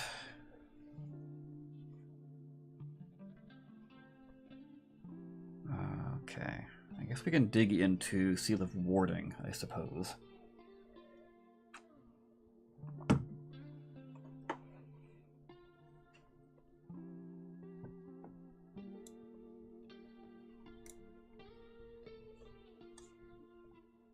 Yeah, we'll dig into this guy. Alright. Seal of Warding. How do we start with this?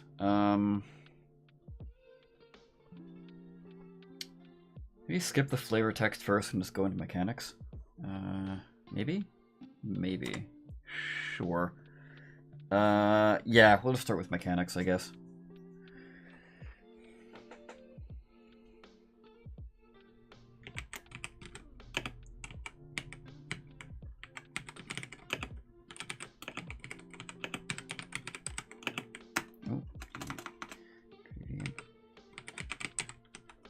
Any creature you deem friendly with the seal. There we go. Any creature you deem friendly within the seal created by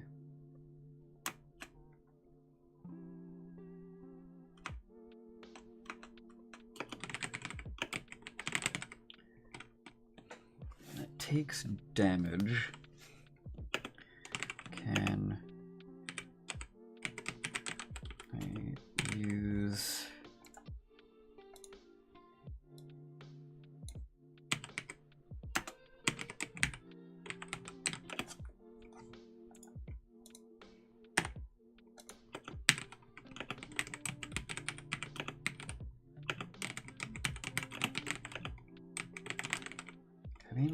its reaction to reduce that damage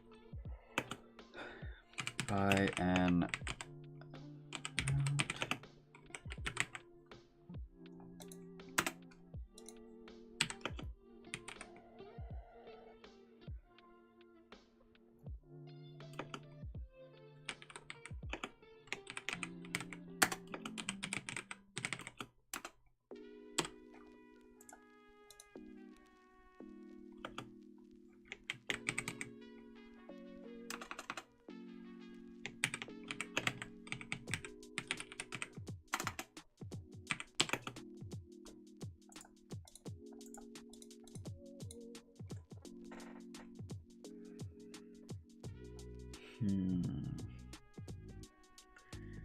amount equal to your intelligence modifier. In addition,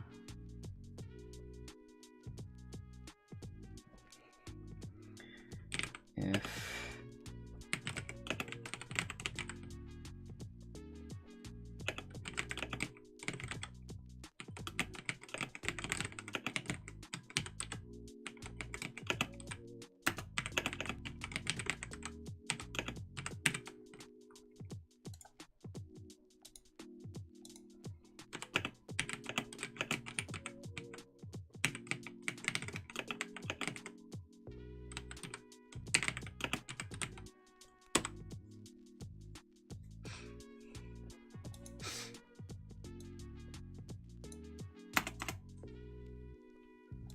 there we go. I like that a lot.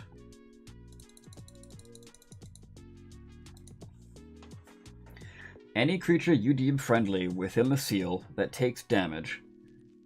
Any creature you deem friendly within the seal that takes damage can immediately use its reaction to reduce that damage by an amount equal to your intelligence modifier. In addition, if the attack that dealt the damage resulted in a critical hit, it is considered a regular hit. It is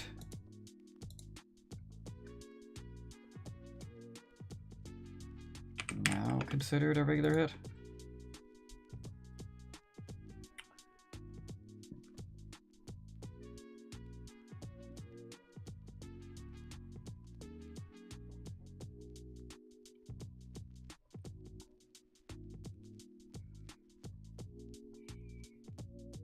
Yeah.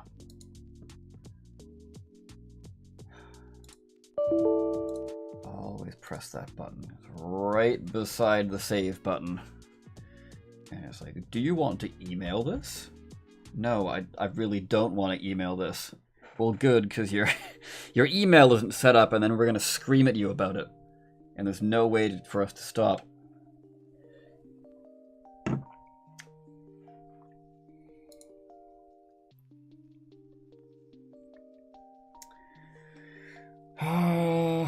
What's the flavor behind this? I'm thinking just like little, almost like little shield-like motes of energy, I guess.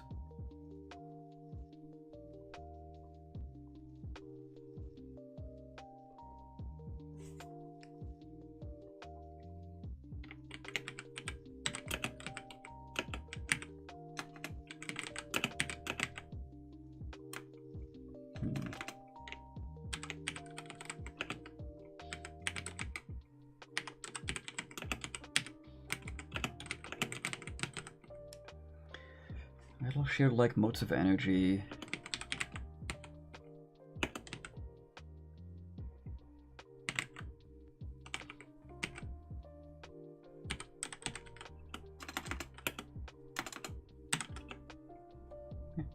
Float gracefully around.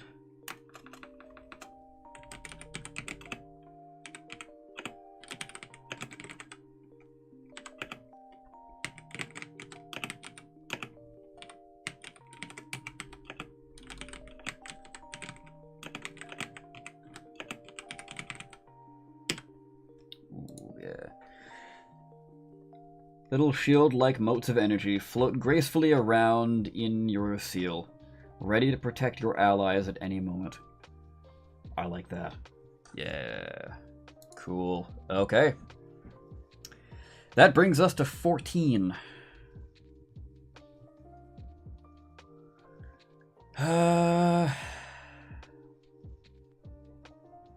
Yeah. I'm just looking at this, and I'm looking at that, and I am thinking I'm just gonna go ahead and start moving this up into here.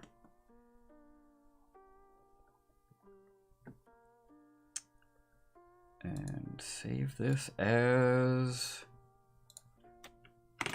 a new version, just in case I make a mistake. Okay. Let's get rid of that. And I suppose while we're at it, hold on. Heading 2. Good, that didn't mess up. We can start alphabetizing. See the boulders just fits. Oh. Beautiful.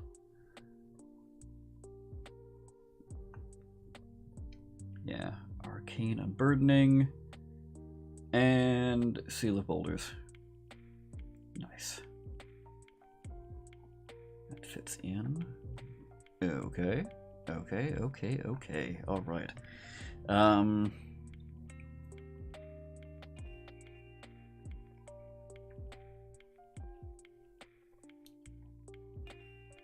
Do we bother putting this in alphabetical order now?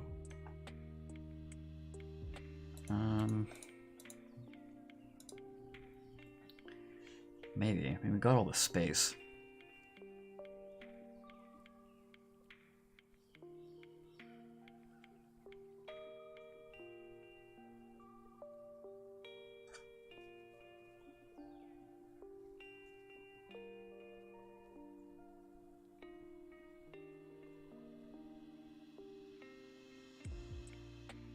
Oh.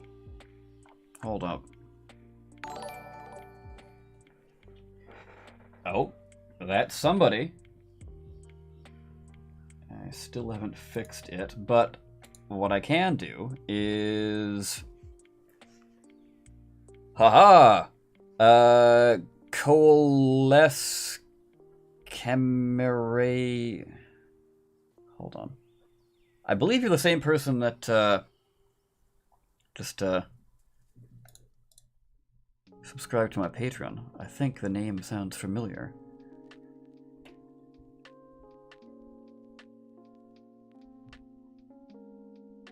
Coalesce Cameranus? I think that's how I'm supposed to say that. I'm incredibly sorry if I got that wrong. But, yeah, welcome to the stream. And, if you are the new patron, thanks for stopping by. Welcome. So we're just doing the sealing list currently for the sealer. Its namesake ability, which I've saved for last, which is kind of weird, I suppose. But not entirely. I did have 8. I had 8 seals, so I wasn't going in blind. I wasn't like making an entire class around a mechanic I didn't have yet. Not to worry. But yeah, what I was going to do is... hold on.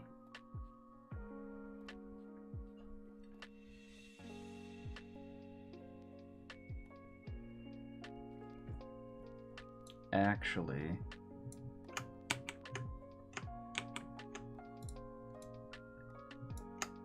Seal of Anti-Magic would be above this.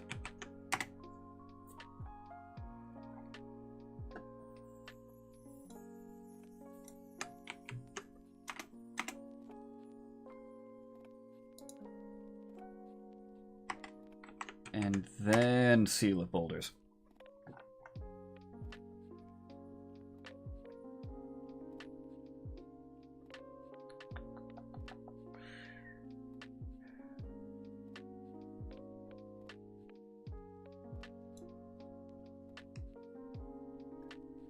just so I can start saving space, because I'm already seeing I need to do so.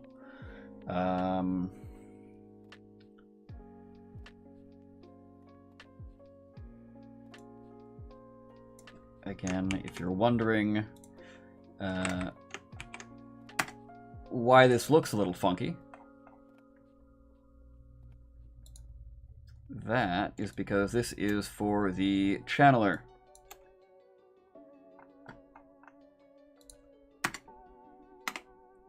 There we go. With my old class, I just decided to go ahead and edit the old document instead of making a new document from scratch, because I had all the formatting there. So, hello, Sealer. You will not be there forever. I'm still waiting on my my art to come in. The setup for creation is amazing. What software are you using? That's not just a highly customized Google Doc, is it? No. This is a program called OpenOffice Writer. Think of it like Microsoft Word, but it's free and open source. It gets the job done. I know there are more powerful programs out there that other designers use, but this is what I use because it's free. You know, hard to go wrong with free. But yeah, this whole like overlay stuff here and all the boxes and whatnot. This is a program called OBS. If you're wondering how I've got like the scroll going on up there for all the patrons. I've got the promotion thing in the top left. Chat bar. That's Restream, another program. It basically merges YouTube and Twitch chats together in one. Very fancy, very useful. Definitely. But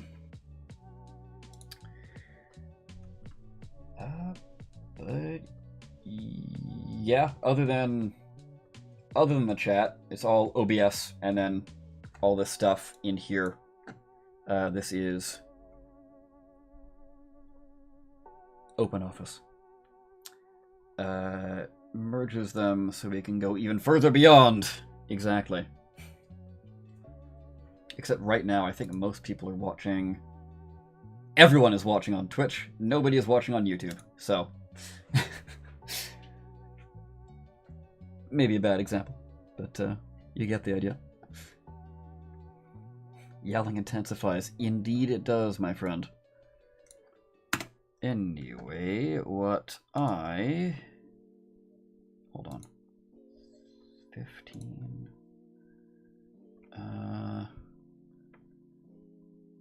What's the day drop? No, there's no drop to that, but I will make this 10 points, and... make that 10 points as well? Yeah, okay.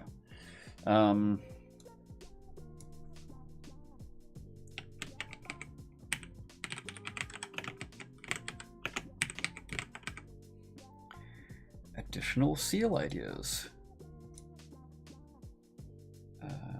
So, who do we have? It was J.M.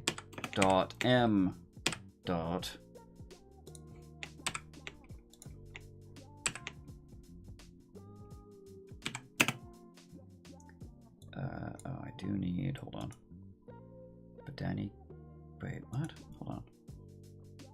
Yeah, Bodani condensed and 15 point. 15 point. Why is this just bold? Okay. What did I use for this? 13 point. Okay.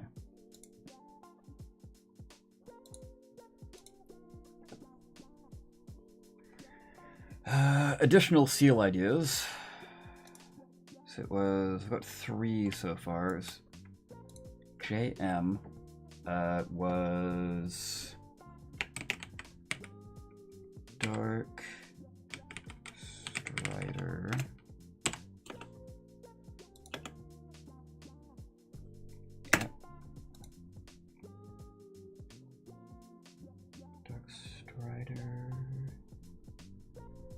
did spell that right. Okay.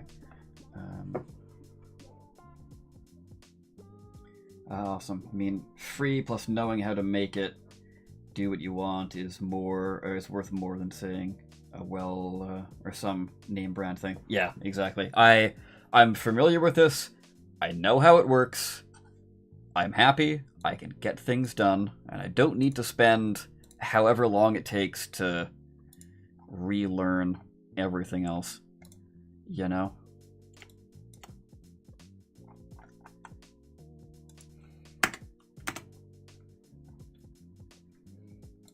Although sometimes you do have to struggle with weird, wonky things like that.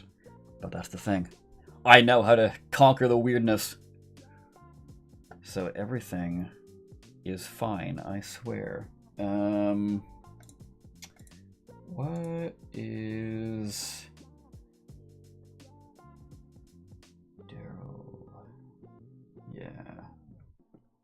Hold on. Let's get the name he publishes under. Hold on. I know it's Daryl Dominguez, but I want to actually know how to spell it and not look like a fool. Let's search up his Scion class.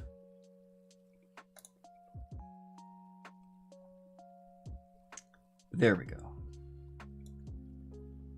Okay.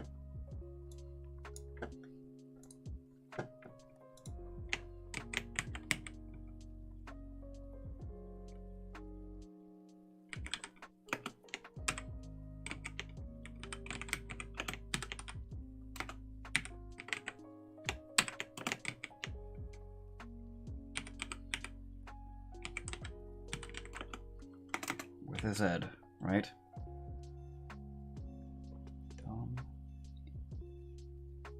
Good.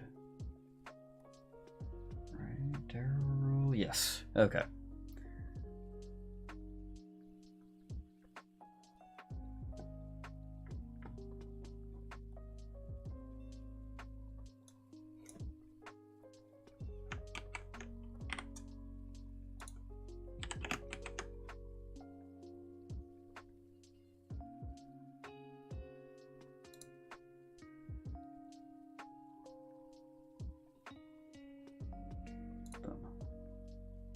And bam.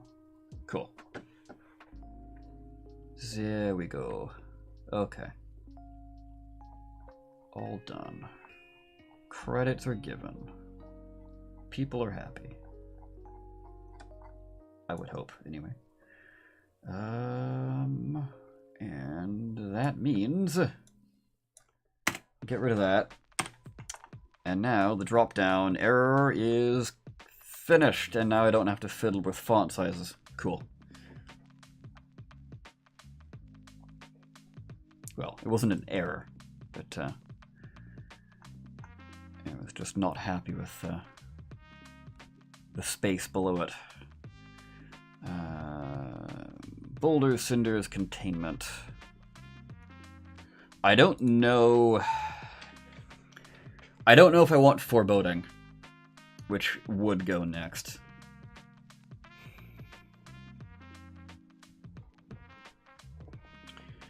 Yeah, I don't know if foreboding is going to be way too strong. I think it might be.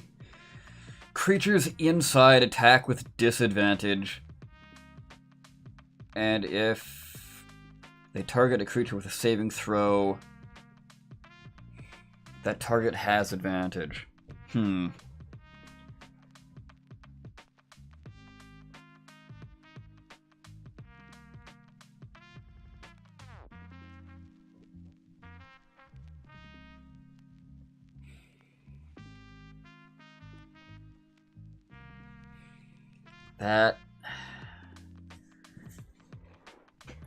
Yeah.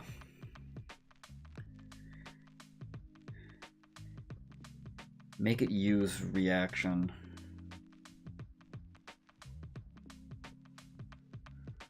Like, does the sealer need to use their reaction?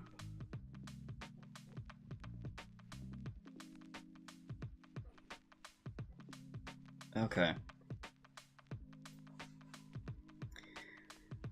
That would be a little weak.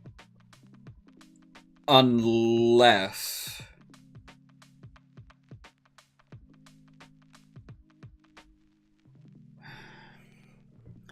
Unless it lets you re-roll after seeing the result. Letting you turn a potential attack into a miss.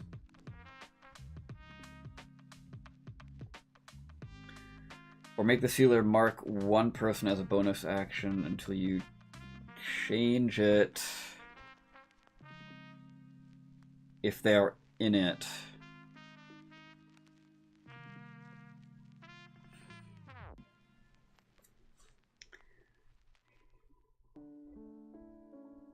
Seal of foreboding. And maybe scale it in a similar way to how we did Seal of Boulders. Like, the bigger the seal is, the more you can affect, or mark in this case.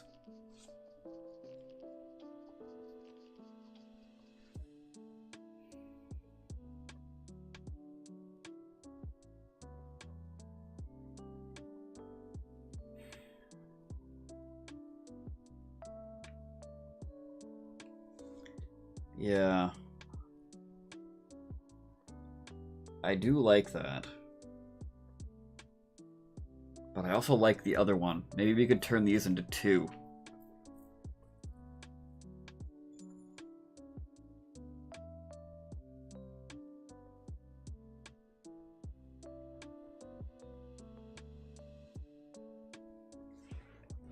Yeah.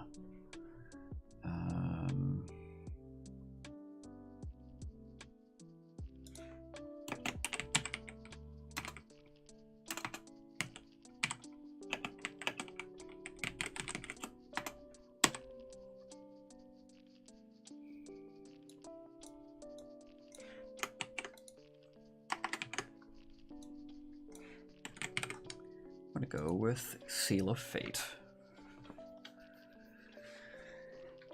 Okay.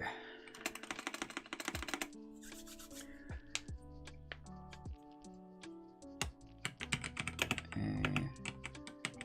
creature is hit by an attack roll, fails a saving throw.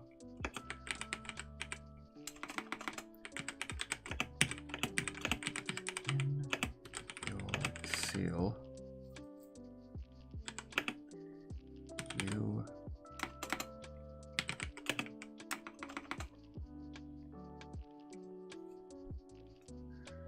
hold on. I just want to make sure. What's my other reaction thing? Seal of warding.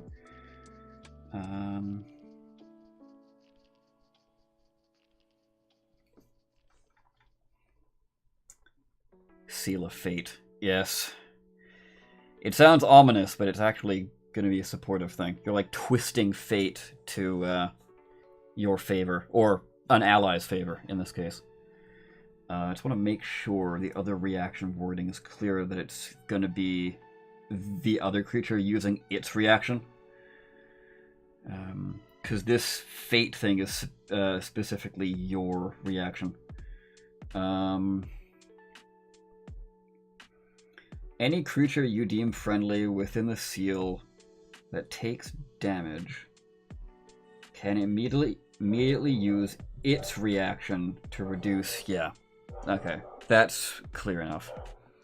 Oh yeah, by the way, Yoda, if you're here still and you didn't just message and run, are you fine with this for your additional seal ideas credit thing? Your name, and then your online handle, and then your last name. I assume that's fine, because I think that's how Terran did it before in one of his things. I saw you on there one time. But yeah, just let me know. Okay. When a creature is hit by an attack roll or fails a saving throw while it is within your seal,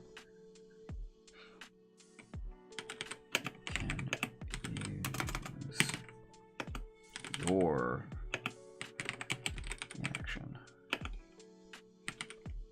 to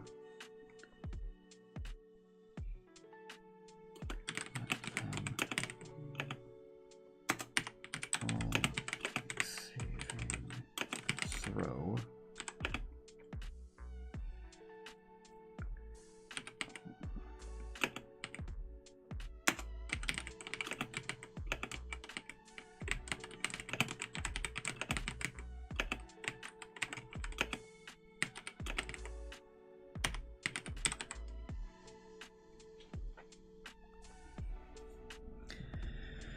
force the creature making the attack to re-roll. Attack roll.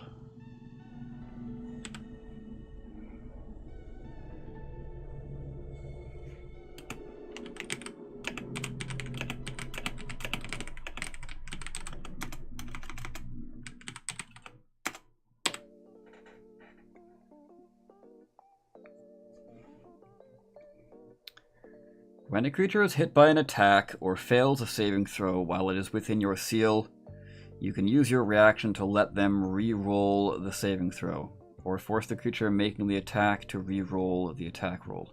You must use the new result. Boom.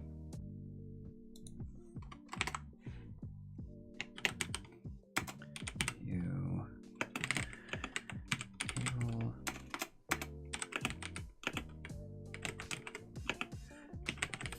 fate.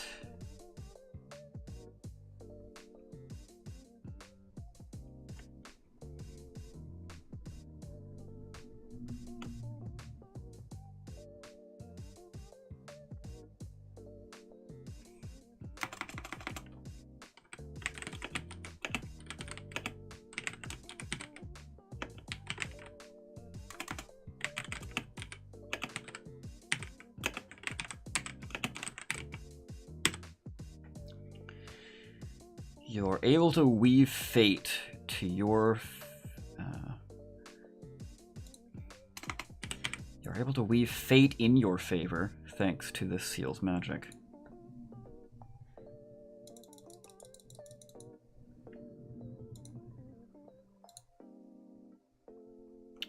Very nice. Cool. Okay.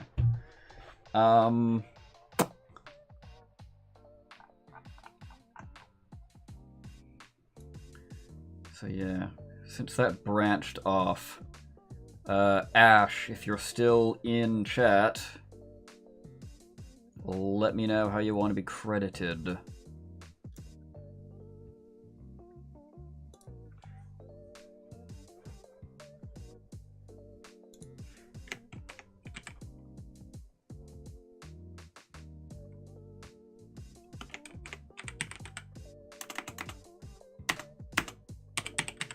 Gonna go with Ash Smith for now.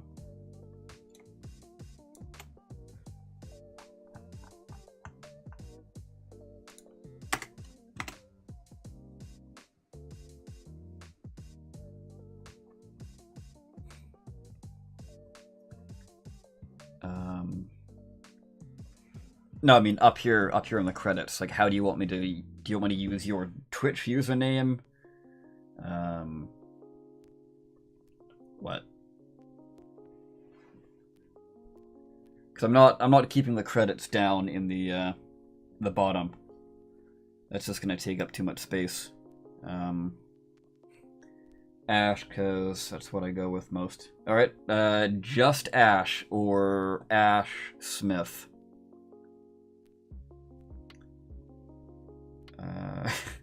Uno went well. Yeah, Uno did go well, even though it wasn't really Uno, it was Crazy Eights, but close enough.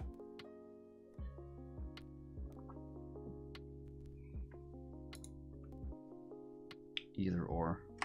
Alright.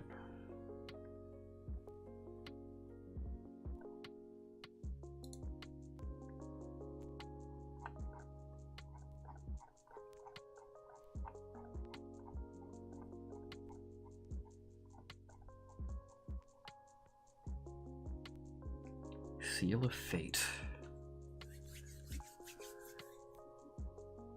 Yeah, it almost sounds like Wheel of Fate.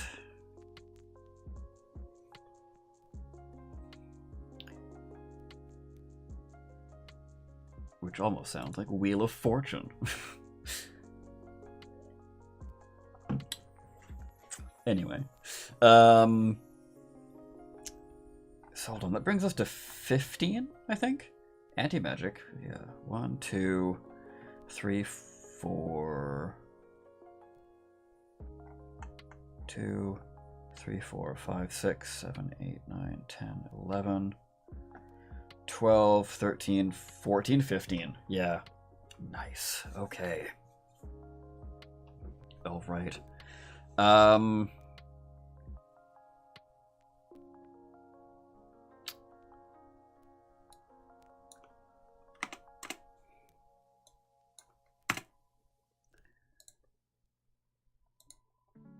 Let's just trim that up. Okay. So, looking at this, we've basically filled in this, because once I write out these two, assuming I do, it will take up most of this space, so we might have room in here for like 18 seals, which I think is more than enough, because like, at most, the sealer can only know 6. And they don't cap out on that until 17th level. So, making like 30 or 40 or 50 options when a player can only ever take 6 at most kind of seems a little, I don't know, weird. Although, that's a good idea for a sealing instrument, actually. Letting you prepare more... Letting you... or not prepare, but rather know more seals. Okay. Go for 18 options. Yeah. I am going to jot that idea down. I have more than enough sealing instruments. But that's a really cool idea.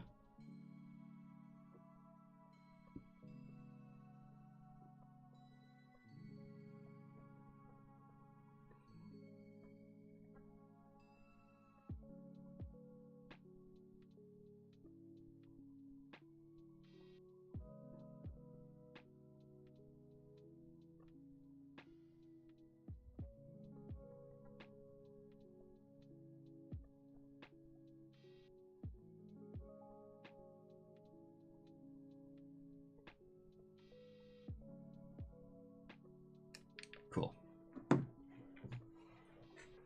Because that would be a cool idea. Because Ritual Staff kind of does something similar, but for rituals. So like you can prepare an additional amount of spells as long as they have the ritual tag up to your proficiency bonus.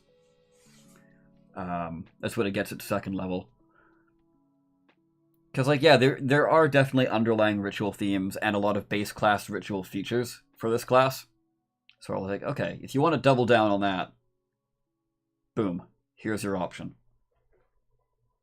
What I don't have, though, is something to let the player double down on scrolls and double down on seals.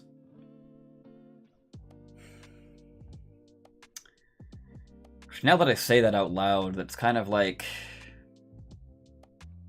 maybe a big missed opportunity. But like, I already have 8 sealing instruments in the game. Or in this document. And like, they're basically, like, I say mini subclasses, but like, they have 3 features each. So, like, they're not that many of a subclass, right? Oh, it later releases for sure. I'll definitely, like, throw that in to another, like, adjacent book, like a sealer adjacent book. Because at one point, I think what I want to do is, like, do, like, expansions for the class, but don't necessarily name it, like, here's the sealer expanded, or whatever. Maybe just, like, because, like, the Channeler, for example, is a really good one, where I could do something cool along the lines of really go into its whole planar exploration, kind of like drawing in power from other planes of existence, and, like, I guess basically turned it into a book that just so happens to have, like, sealer subclass, no, channeler, channeler subclass in it, and new items themed around planar travel, new monsters themed around planar travel. So it's like, it's got a bit of something for everyone. If nobody knows what the channeler is and they see this book and they're like, cool, this sounds interesting, they buy it and they're like, channeler subclasses, what's this? And they look up the channeler and they're like, oh, this is right up my alley. You know? That kind of thing is what I want to do. It's like how I kind of plan to expand my classes in the future. But yeah, it's a bit of a far-off plan, but a plan nonetheless, because eventually at one point, or some point or another, I think I'm gonna eventually run out of class ideas. Maybe. I don't know. Like, I say that, and then I just keep coming up with new ideas. And I'm like, oh, that sounds cool. And then I do it. And then I'm done. And I'm like, well, I am nearing completion on this document. I don't really have too much ready to go. And then, like, the next day, it's like, oh, here's this random idea. And then I think about that all day, and I'm like, yep, I have another class. I still have to finish the first one, but I've got another class to work on. So, yeah, I've got 2 classes planned after this. And with a third that is kind of in limbo, and it's been in limbo for a very long time. And I don't want to talk about it because I don't want to get people's hopes up. Because it's been in limbo for so long, and I don't know how to make it work. I don't want to promise anything that I can't potentially deliver on.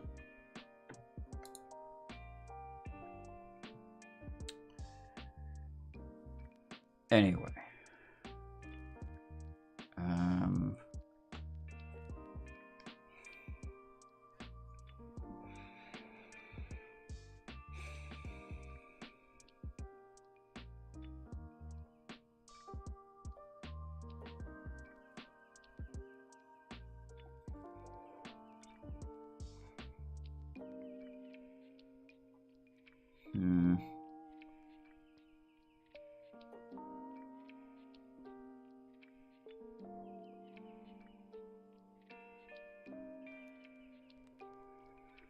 So now I gotta figure out how to get this whole foreboding thing to work. I might probably end up renaming it, but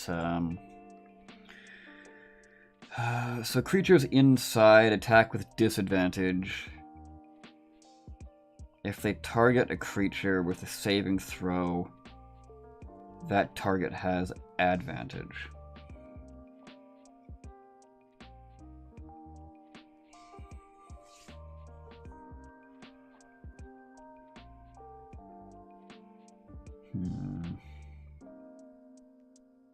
And then Ash suggested marking a creature, so it's like a creature, right?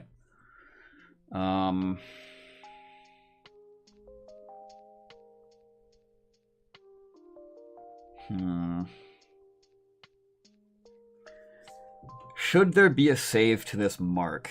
Because, like, yes, it's powerful that they are attacking with disadvantage, and any saving throw they spit out, any of their targets have advantage. But that's powerful because, like, anything in the sealed is getting nerfed in that way. And then if I, like,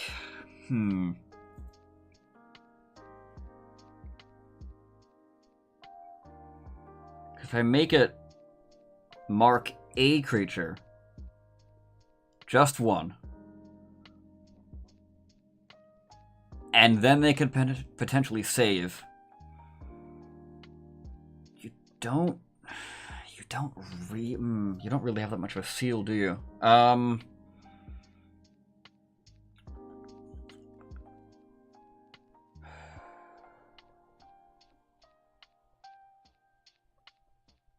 Maybe instead of maybe instead of the sealer, like, spitting out a bonus action to... Yeah, maybe instead of the sealer spitting out a bonus action, try and remark the target. What if the sealer just, like, selects a creature, and then that creature is automatically marked? And then the magic of the seal is what's constantly refreshing this effect, right? Something along those lines might work better. Because you're not messing up the action economy of the sealer, who needs their bonus action to make more seals and scribe more sigils.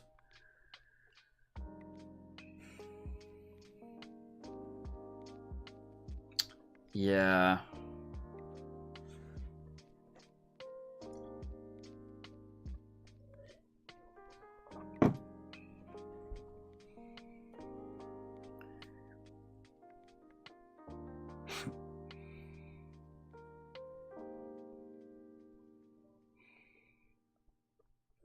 Yeah, I'll write that out and see what it looks like at the very least, because I know in the past, I was just like, it wasn't on stream, but it was like, last weekend, I was basically just, like, staring at this one ability for the whole time. I was like, no, that doesn't sound fun. That sounds, like, really boring. Is that gonna be worth even doing? So I, like, distracted myself with YouTube. I was like, oh, let's scroll Twitter for a while. And then, like, a couple hours later, I was like, whatever, let's just write it out. Sure, why not? And then I wrote it out. I'm like, oh. That was a waste of time. I should have just, like, written it out from the start, because this is cool. You know?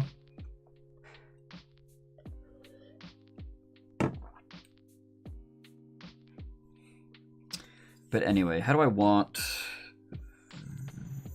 this to work? I'll do flavor later. I will start with the mechanics.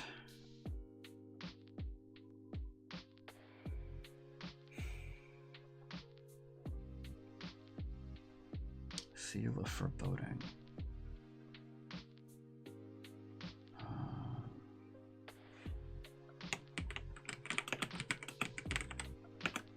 Is first.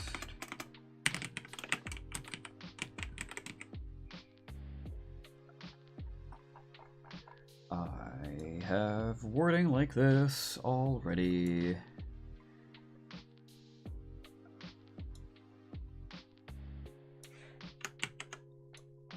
Haha.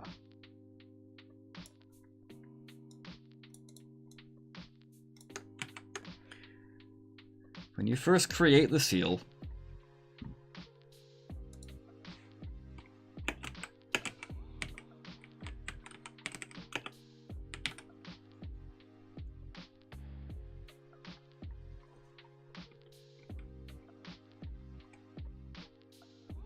and at the start of all your subsequent turns, I of all your subsequent turns. Right?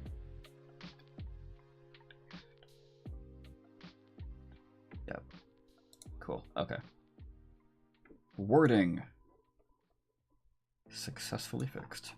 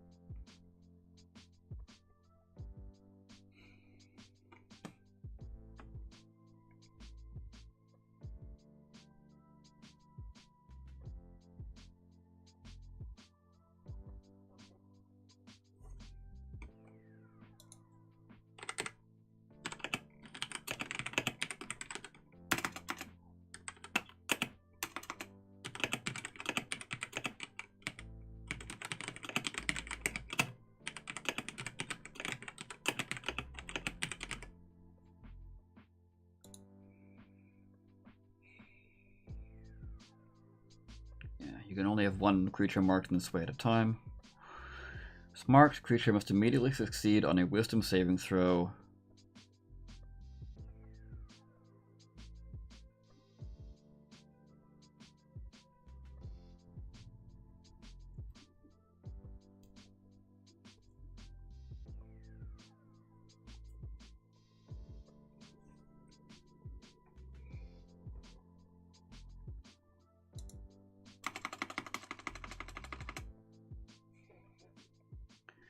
Marked creature must succeed on a wisdom saving throw at the start of each of its turns.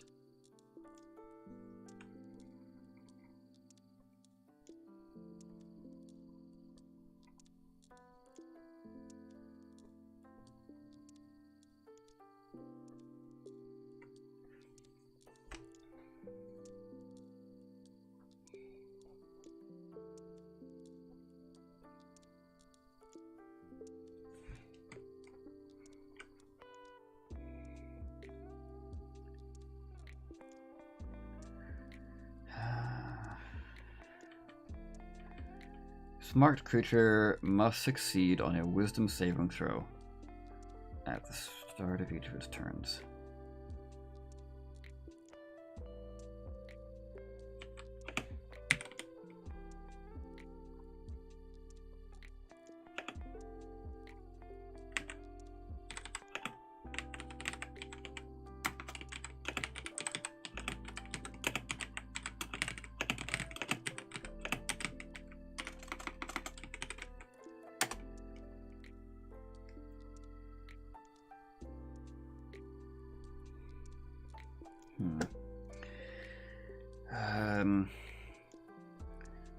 Yeah, starting to get a bit of a run-on sentence.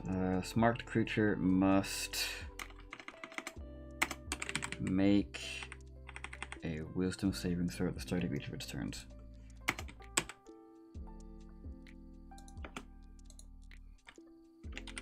On a fail,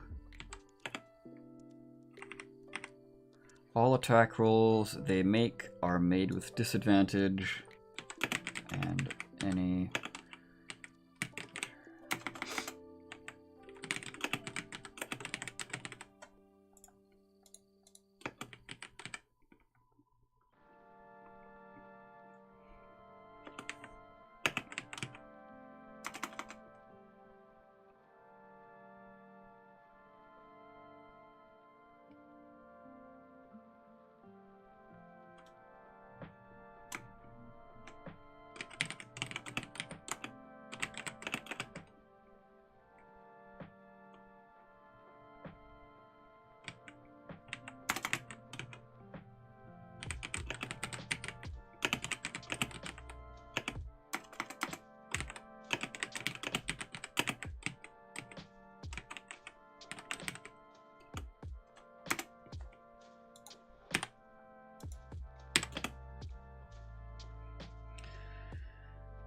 Any creature they force to make a saving throw makes that save with advantage.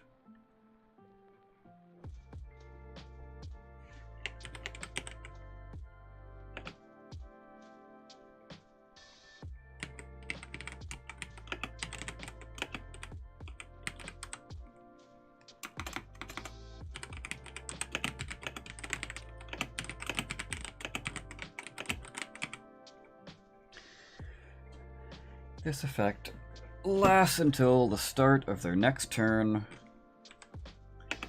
or until they leave the seal.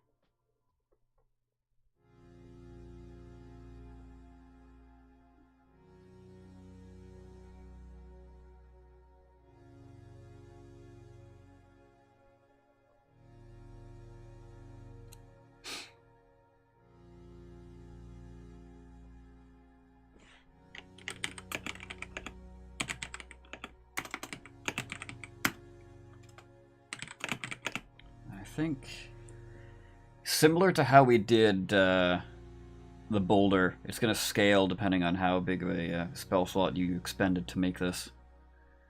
So you can mark and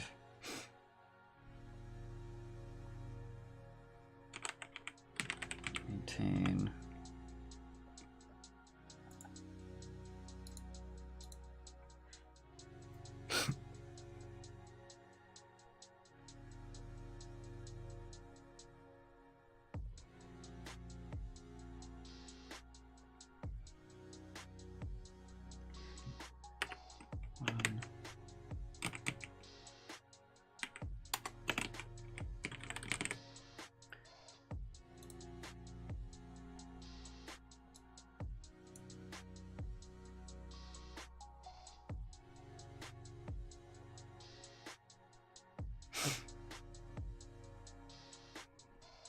Mark one additional creature and maintain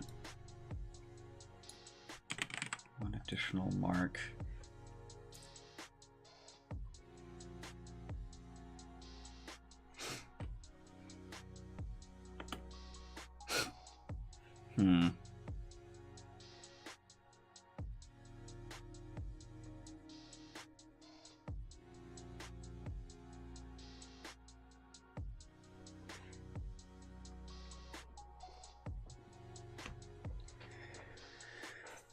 You can mark one additional creature and maintain one additional mark for every spell slot level.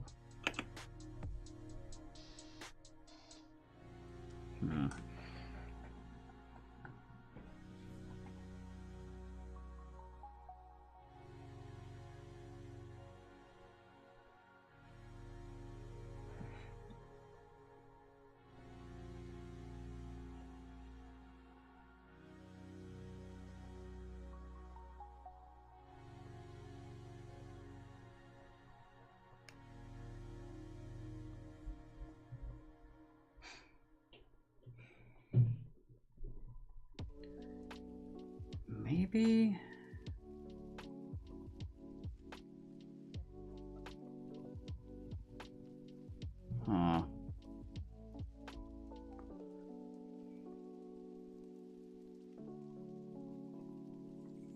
Maybe just make it a flat. Like, if you spent a first level spell slot, you can affect 1 person. If it's 2, you can affect 2. If it's 3, you can affect 3. Is that gonna get out of hand?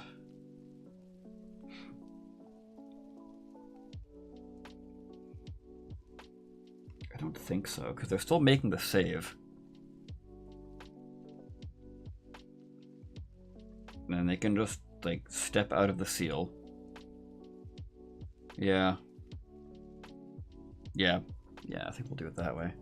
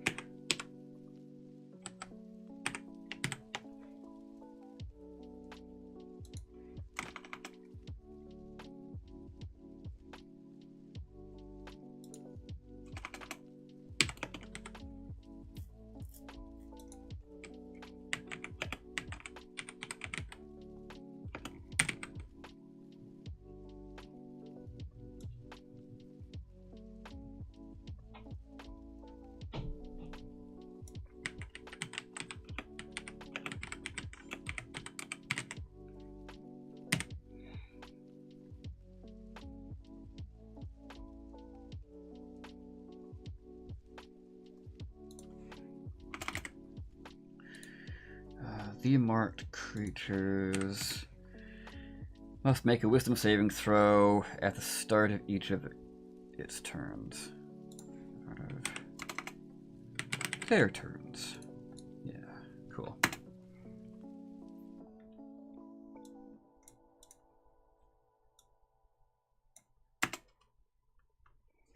Okay.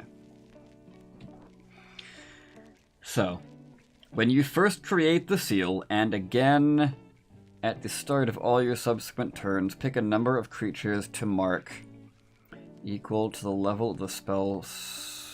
Wait.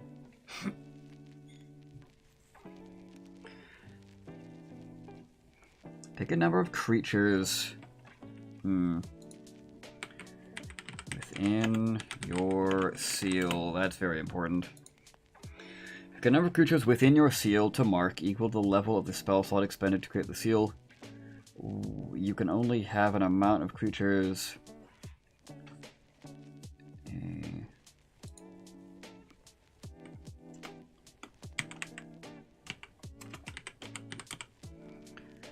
A maximum amount of creatures marked in this way equal to this number. The marked creatures must make a wisdom saving throw at the start of each of their turns. On a failed save, or on a fail, all attack rolls they make. Right.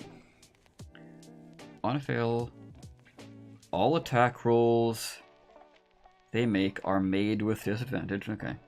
And any creature they force to make a saving throw makes that save with advantage. This effects lasts until the start of their next turn, or until they leave the seal. Cool.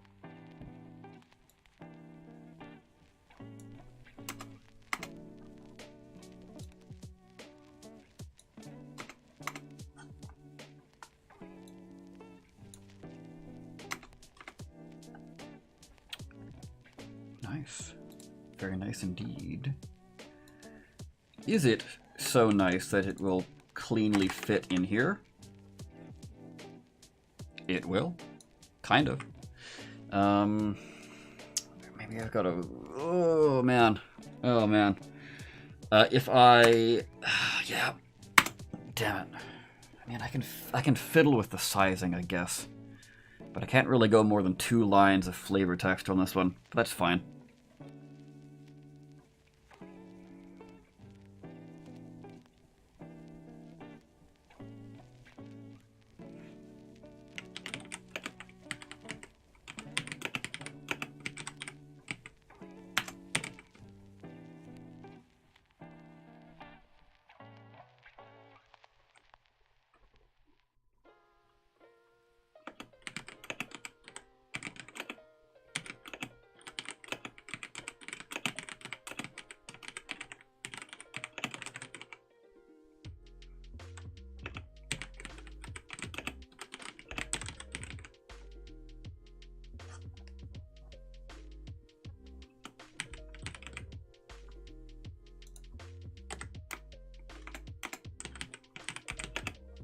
Giving your allies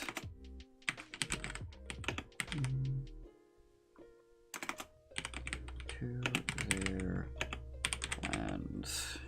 Damn.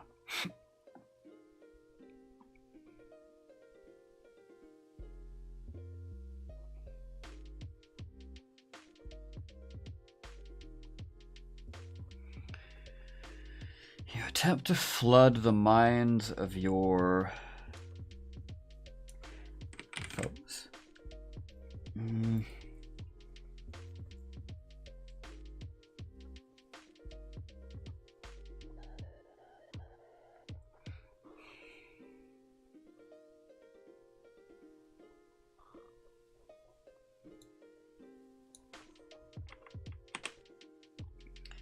You flood the minds of your foes with divination magic, giving your allies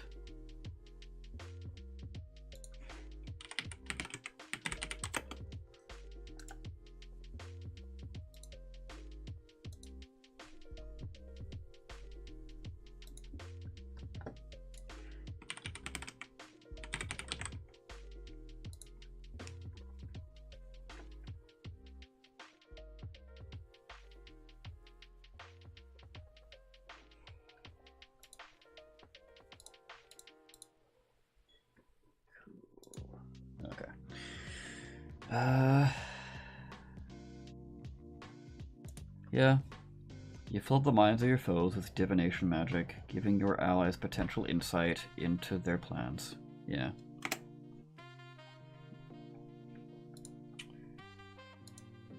Let's fix this ever so slightly. Actually, hold on a second. Can I just...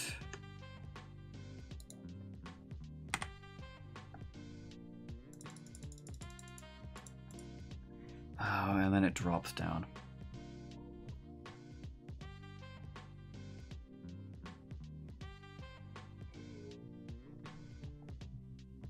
I do like that better, though, so we'll keep that.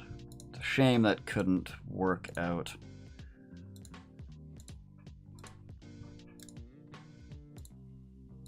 There we go. Cool. Now it's back on the page. Okay. So I think that makes 16, if I'm not mistaken.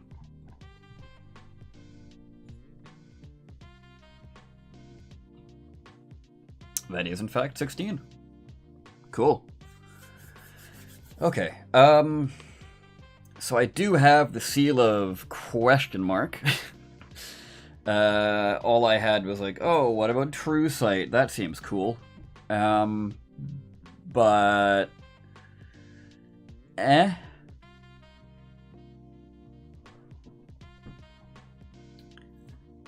Not too sold on that one, unless I can figure out something better. But it's also kind of hard to get better than true sight. Like, true sight is really good.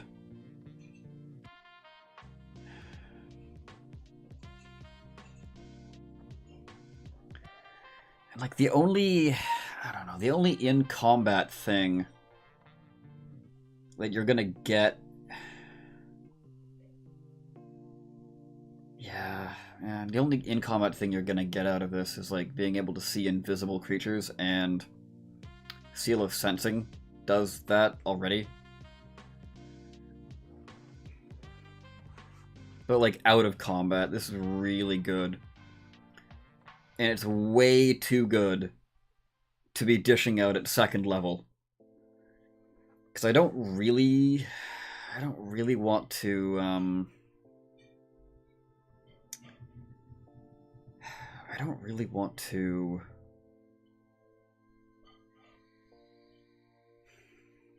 I don't want to give, like, level prerequisites for seals.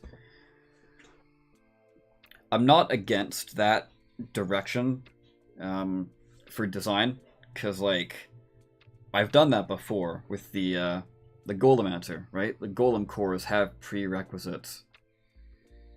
It's just I kind of want to stray away from that for this. Kind of settled on, like, yep, take what you want, no prerequisites, things are going to scale nicely as you go up. See-through magical darkness, I think that is way too niche. Because, like, the only magical darkness in the game is from the darkness spell. And sure, there's, like, the dark mantles who can, like, make an inky darkness around themselves.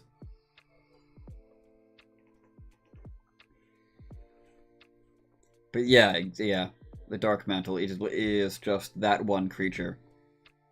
As far as I'm aware, that's the only creature that does that. And then you have spellcasters, like the occasional spellcaster who's going to be like, yeah, I cast darkness. Oh, I've got devil sight. Oh, how scary. Because I'm a warlock or a literal fiend or something.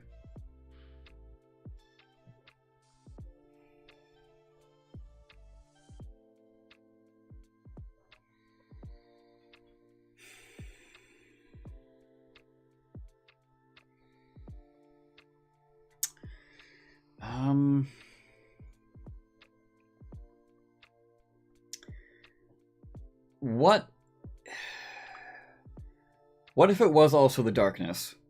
Like, you can see through darkness, but also, like, clear out...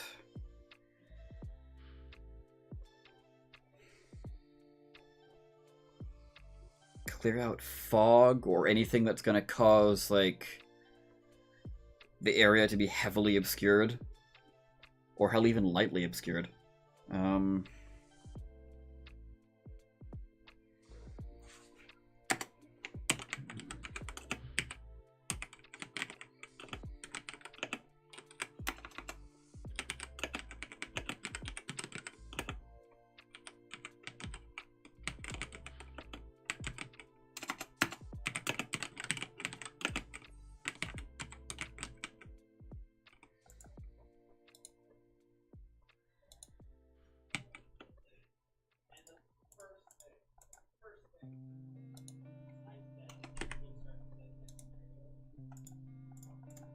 How is obscurement not a word?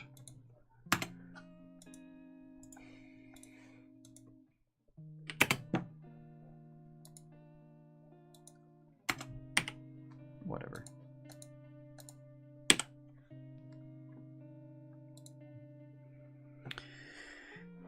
Yeah. Okay, that could be a potential 17th, but let's shift around everything else. So,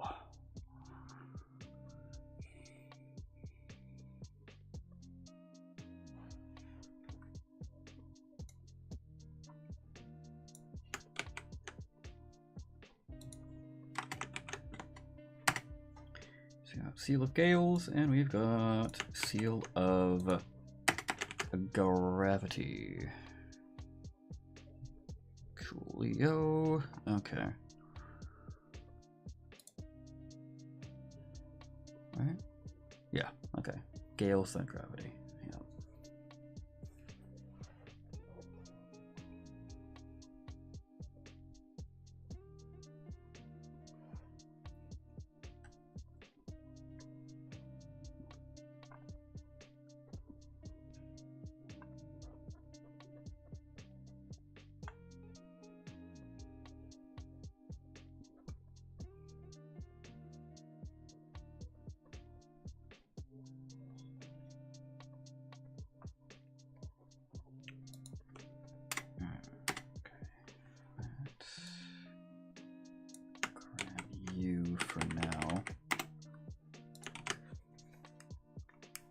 Okay, that works.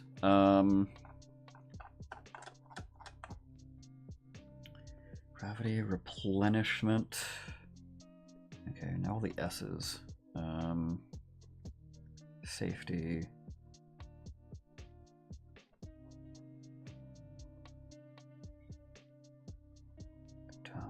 No. Sensing is not going to fit down there.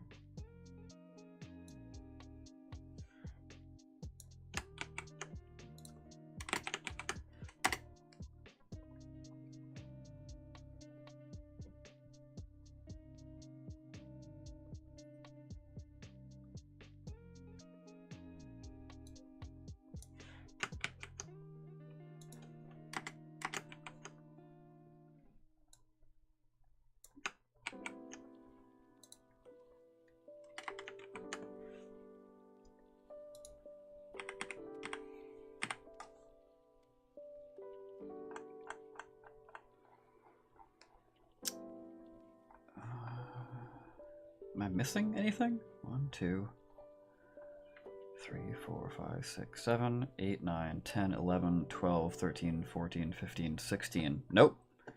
We have just magically gained a lot more space. Thanks to the power... the power of formatting. Oh. I mean, I should be celebrating. I can make so many more seals. Slaps roof of car. This can fit so many more seals in it.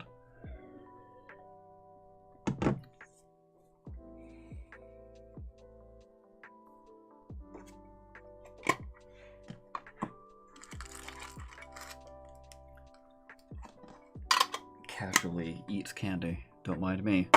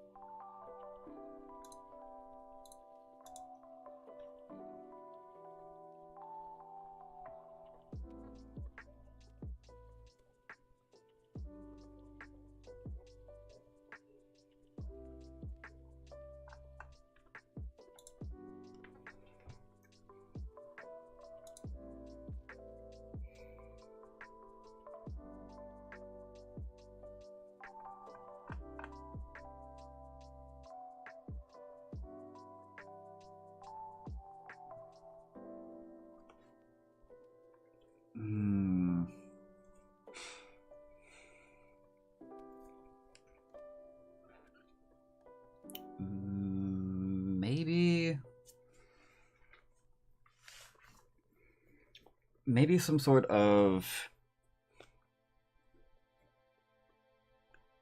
seal that makes spells do more damage.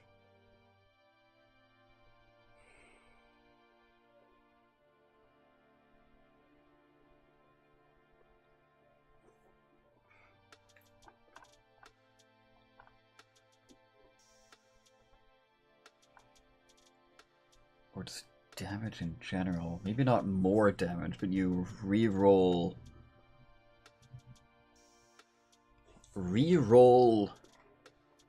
low damage.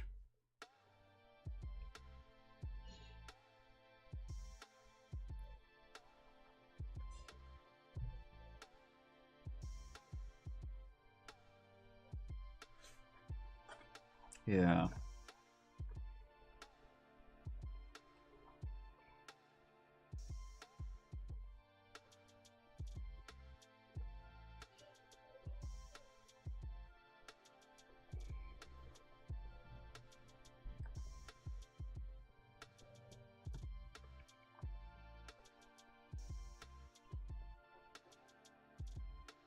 What do I call this? Seal of Power? Emboldening or Power? Seal of Emboldening. No.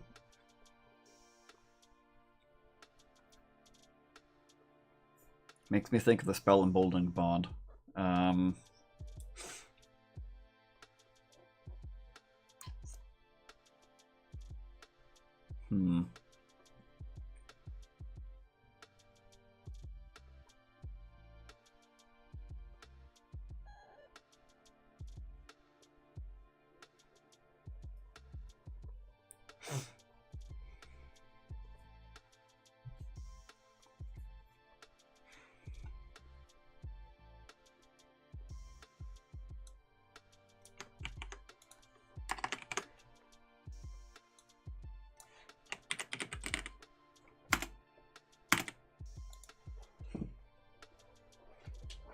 Yeah, alright.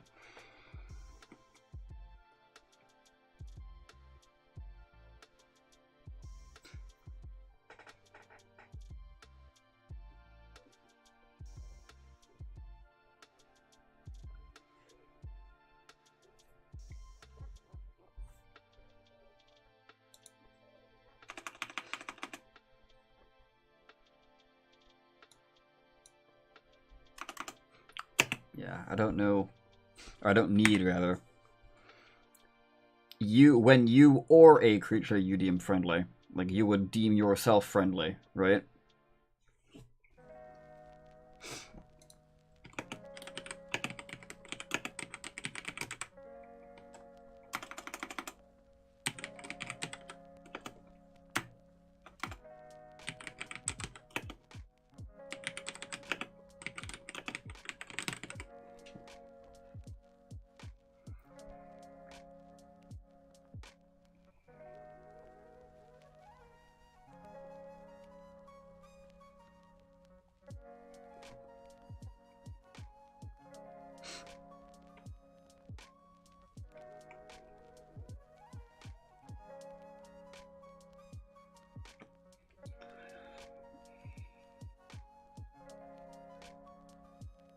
When a creature you deem friendly rolls to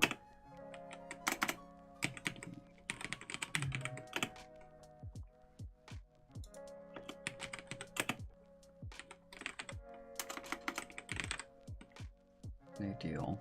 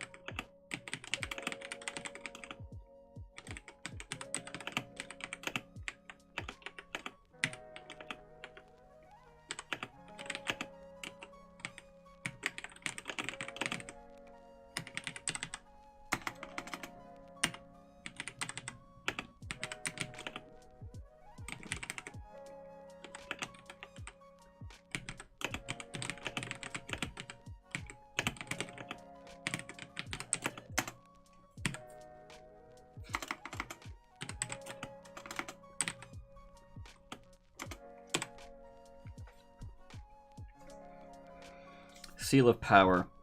When a creature you deem friendly rolls to determine damage they deal with an attack, spell, or feature, and any of the dice rolled results in a 1 or 2, that creature can re-roll those dice. They must take the new result. When a creature you deem friendly in this seal.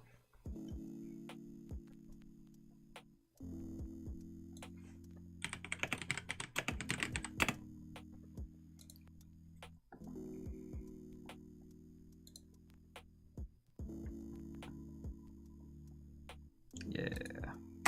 Cool. And then Seal of Safety gets dropped down. And it's also kind of nice that Seal of Power, the damaging one, and Seal of Replenishment, the healing one, are right beside each other. I pressed the wrong button again. There we go.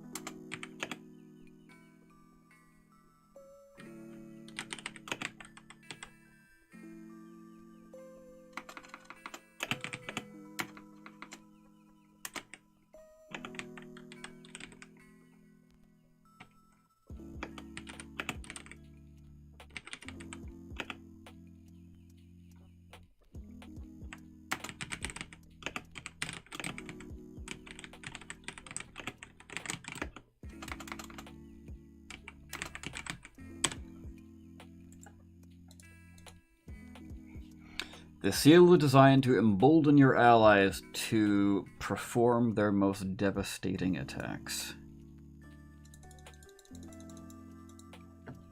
Yes, the flavor. There we go.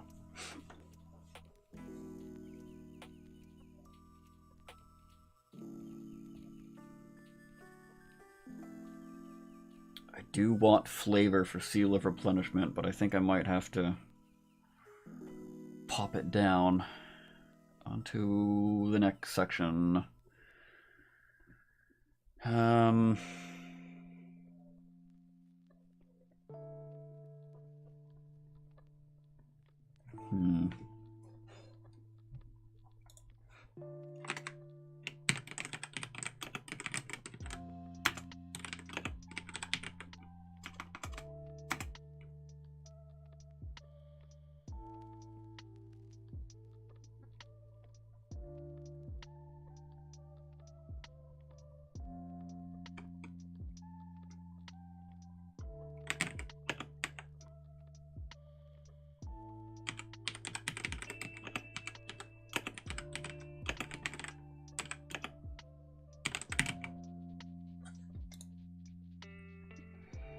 Healing energies are amplified by this seal's magic.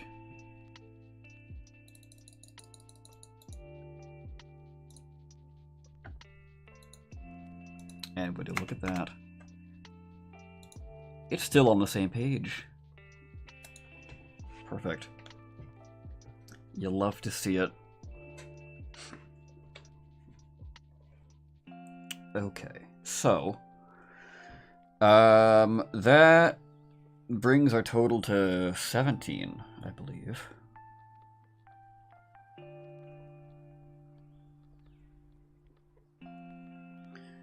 So that's kind of our damage one. That's about as far as I'm gonna go for, like, damage boosting. Like, this one re-rolls damage. So you're never doing more than you should. You're just, on average, dealing the higher potential, if that makes any sense.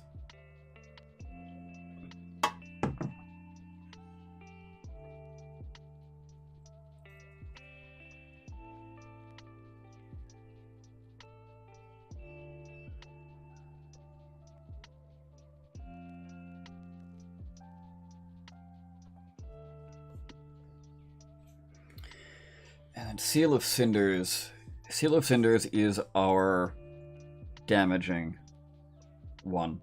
So far, our only damaging seal.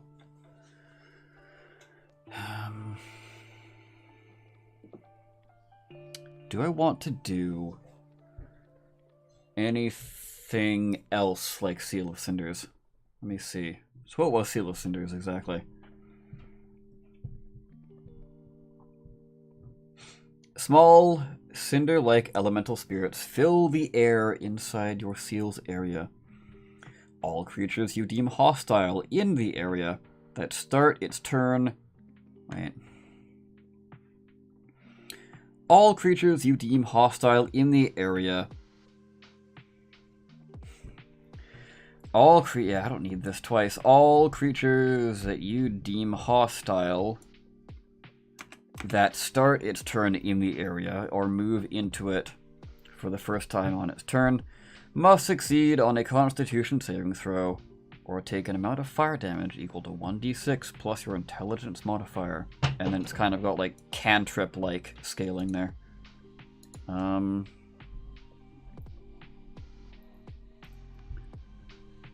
That is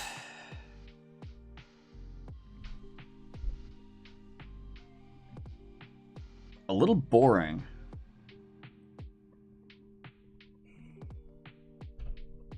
Now that I think about it more.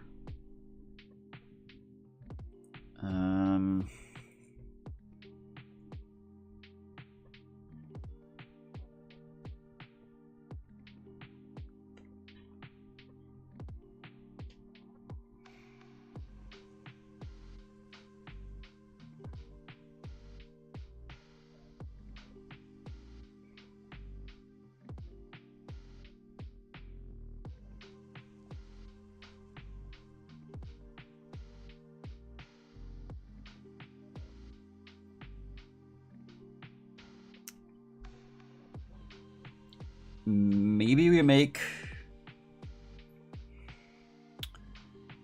an alternative to Seal of Cinders, where Seal of Cinders is like your firebolt, where it does more damage, but it's just damage. Make like an ice one. It's like a... It is what... It's basically like the... What the hell is the spell called? It's something. I know that, sure. Ray of Frost, I think? Whatever the attack roll, because I know there's 2 cold cantrips. Whatever the attack roll one is that lowers your speed.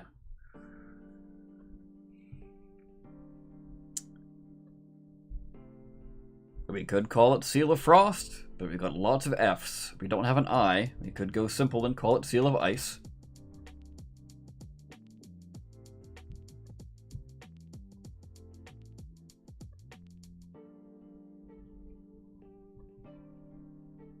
Yeah. I'm gonna call it Seal of Ice. Cool. Okay. So. Do I think I do. Yeah.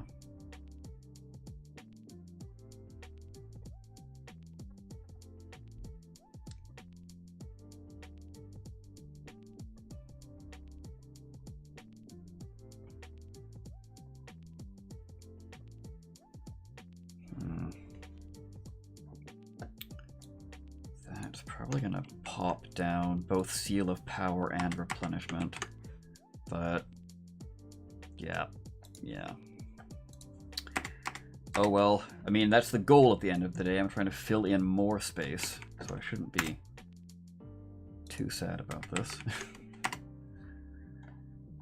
Seal of Warding fits in nicely.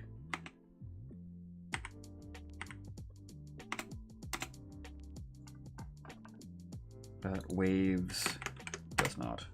Okay. Seal of Ice. There we go. Okay.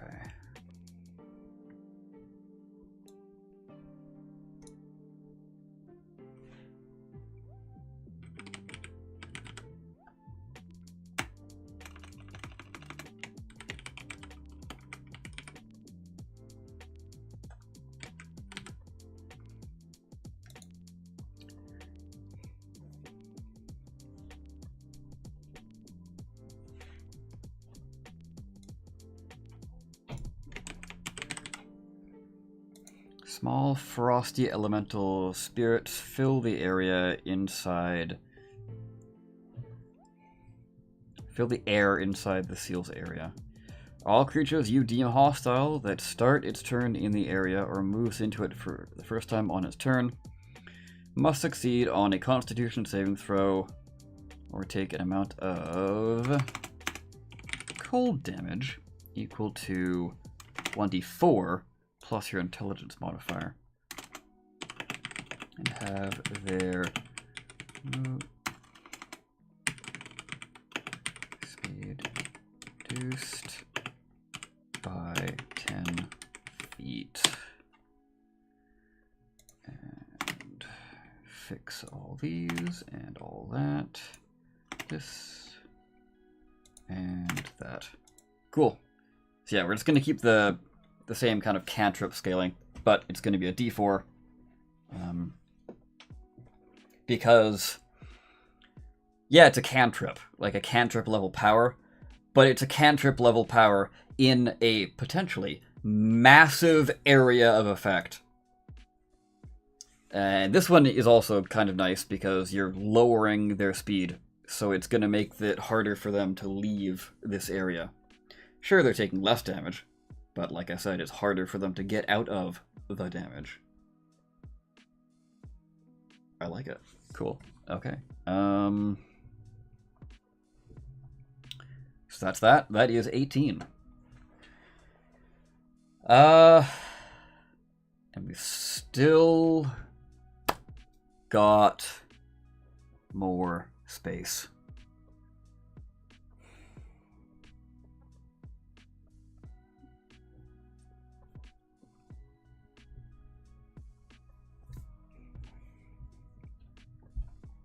So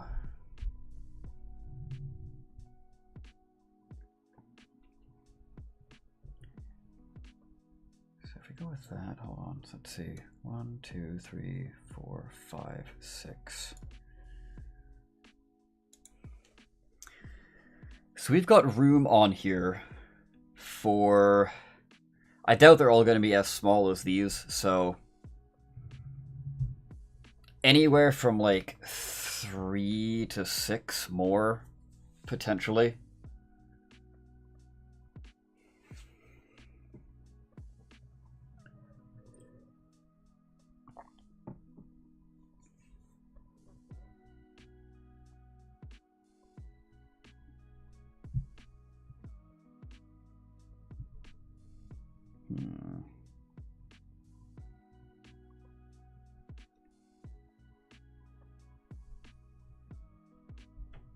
Potentially maxing out at 24 seals.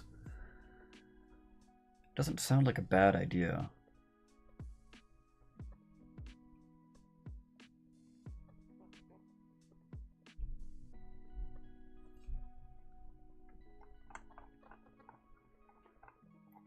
But I also wouldn't mind leaving a bit of dead space for art.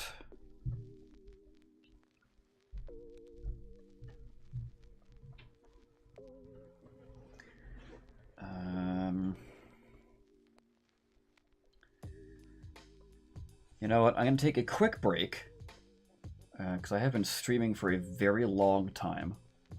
And we'll come back refreshed and maybe I'll get some more ideas flowing.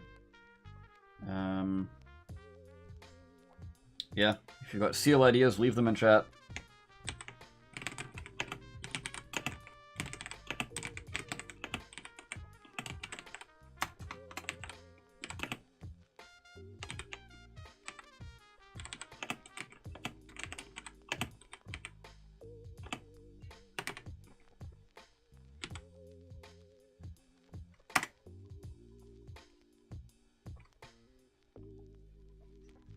Haha, cool. The power of Restream. Alright. We'll now go to my still not necessarily on theme AFK screen. Or screen, rather. And yeah, be right back.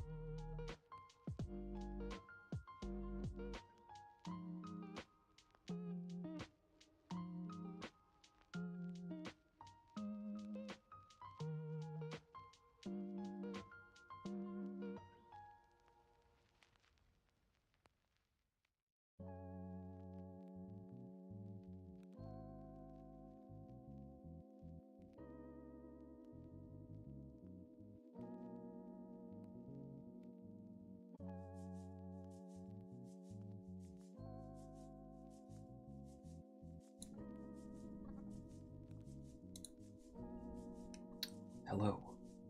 I have returned. To caress your earbuds once more. Maybe. Or maybe not. I don't know. But anyway. Yeah.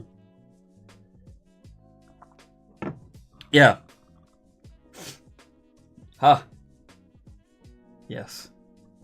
Yes. Yes. Kidding. But yeah, turns out I've got a thing I gotta go do in a few minutes. So, sadly, I'm gonna be wrapping up the stream relatively soon. I know it was kind of bad timing to be like, oh, let's take a break. I'm back, goodbye. But yeah, it's not gonna be immediate goodbye. I'm just gonna quickly go over everything we've done today, which includes a lot. So what did we do? Anti-magic is new. Boulders is new. Fate and Foreboding are also new.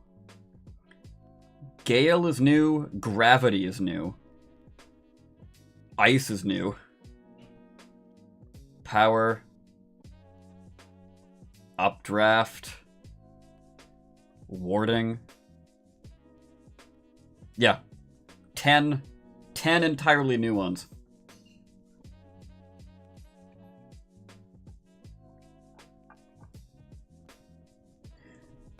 That's pretty nice. That's quite nice indeed, actually. But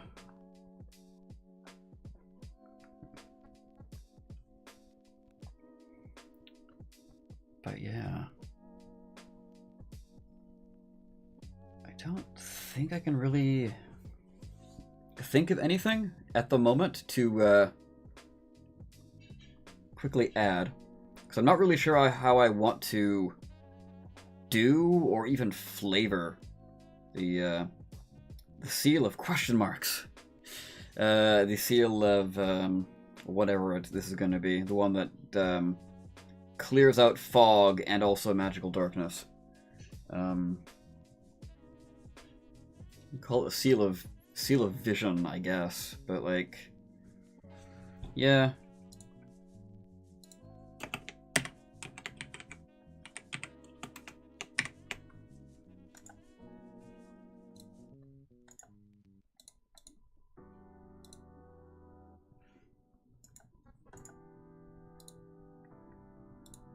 Is that really how you spell vision? Hold on.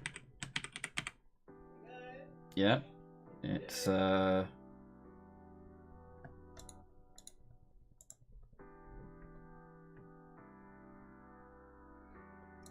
I guess that's it.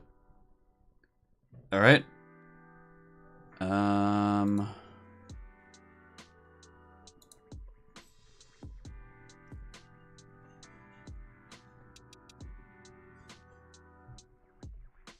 Indeed. All right, and with that, we are going to call it quits. Thank you so very much for watching, and I gotta get going. Goodbye. And yeah, thanks for sticking through this. Thanks for watching and all that jazz. Later.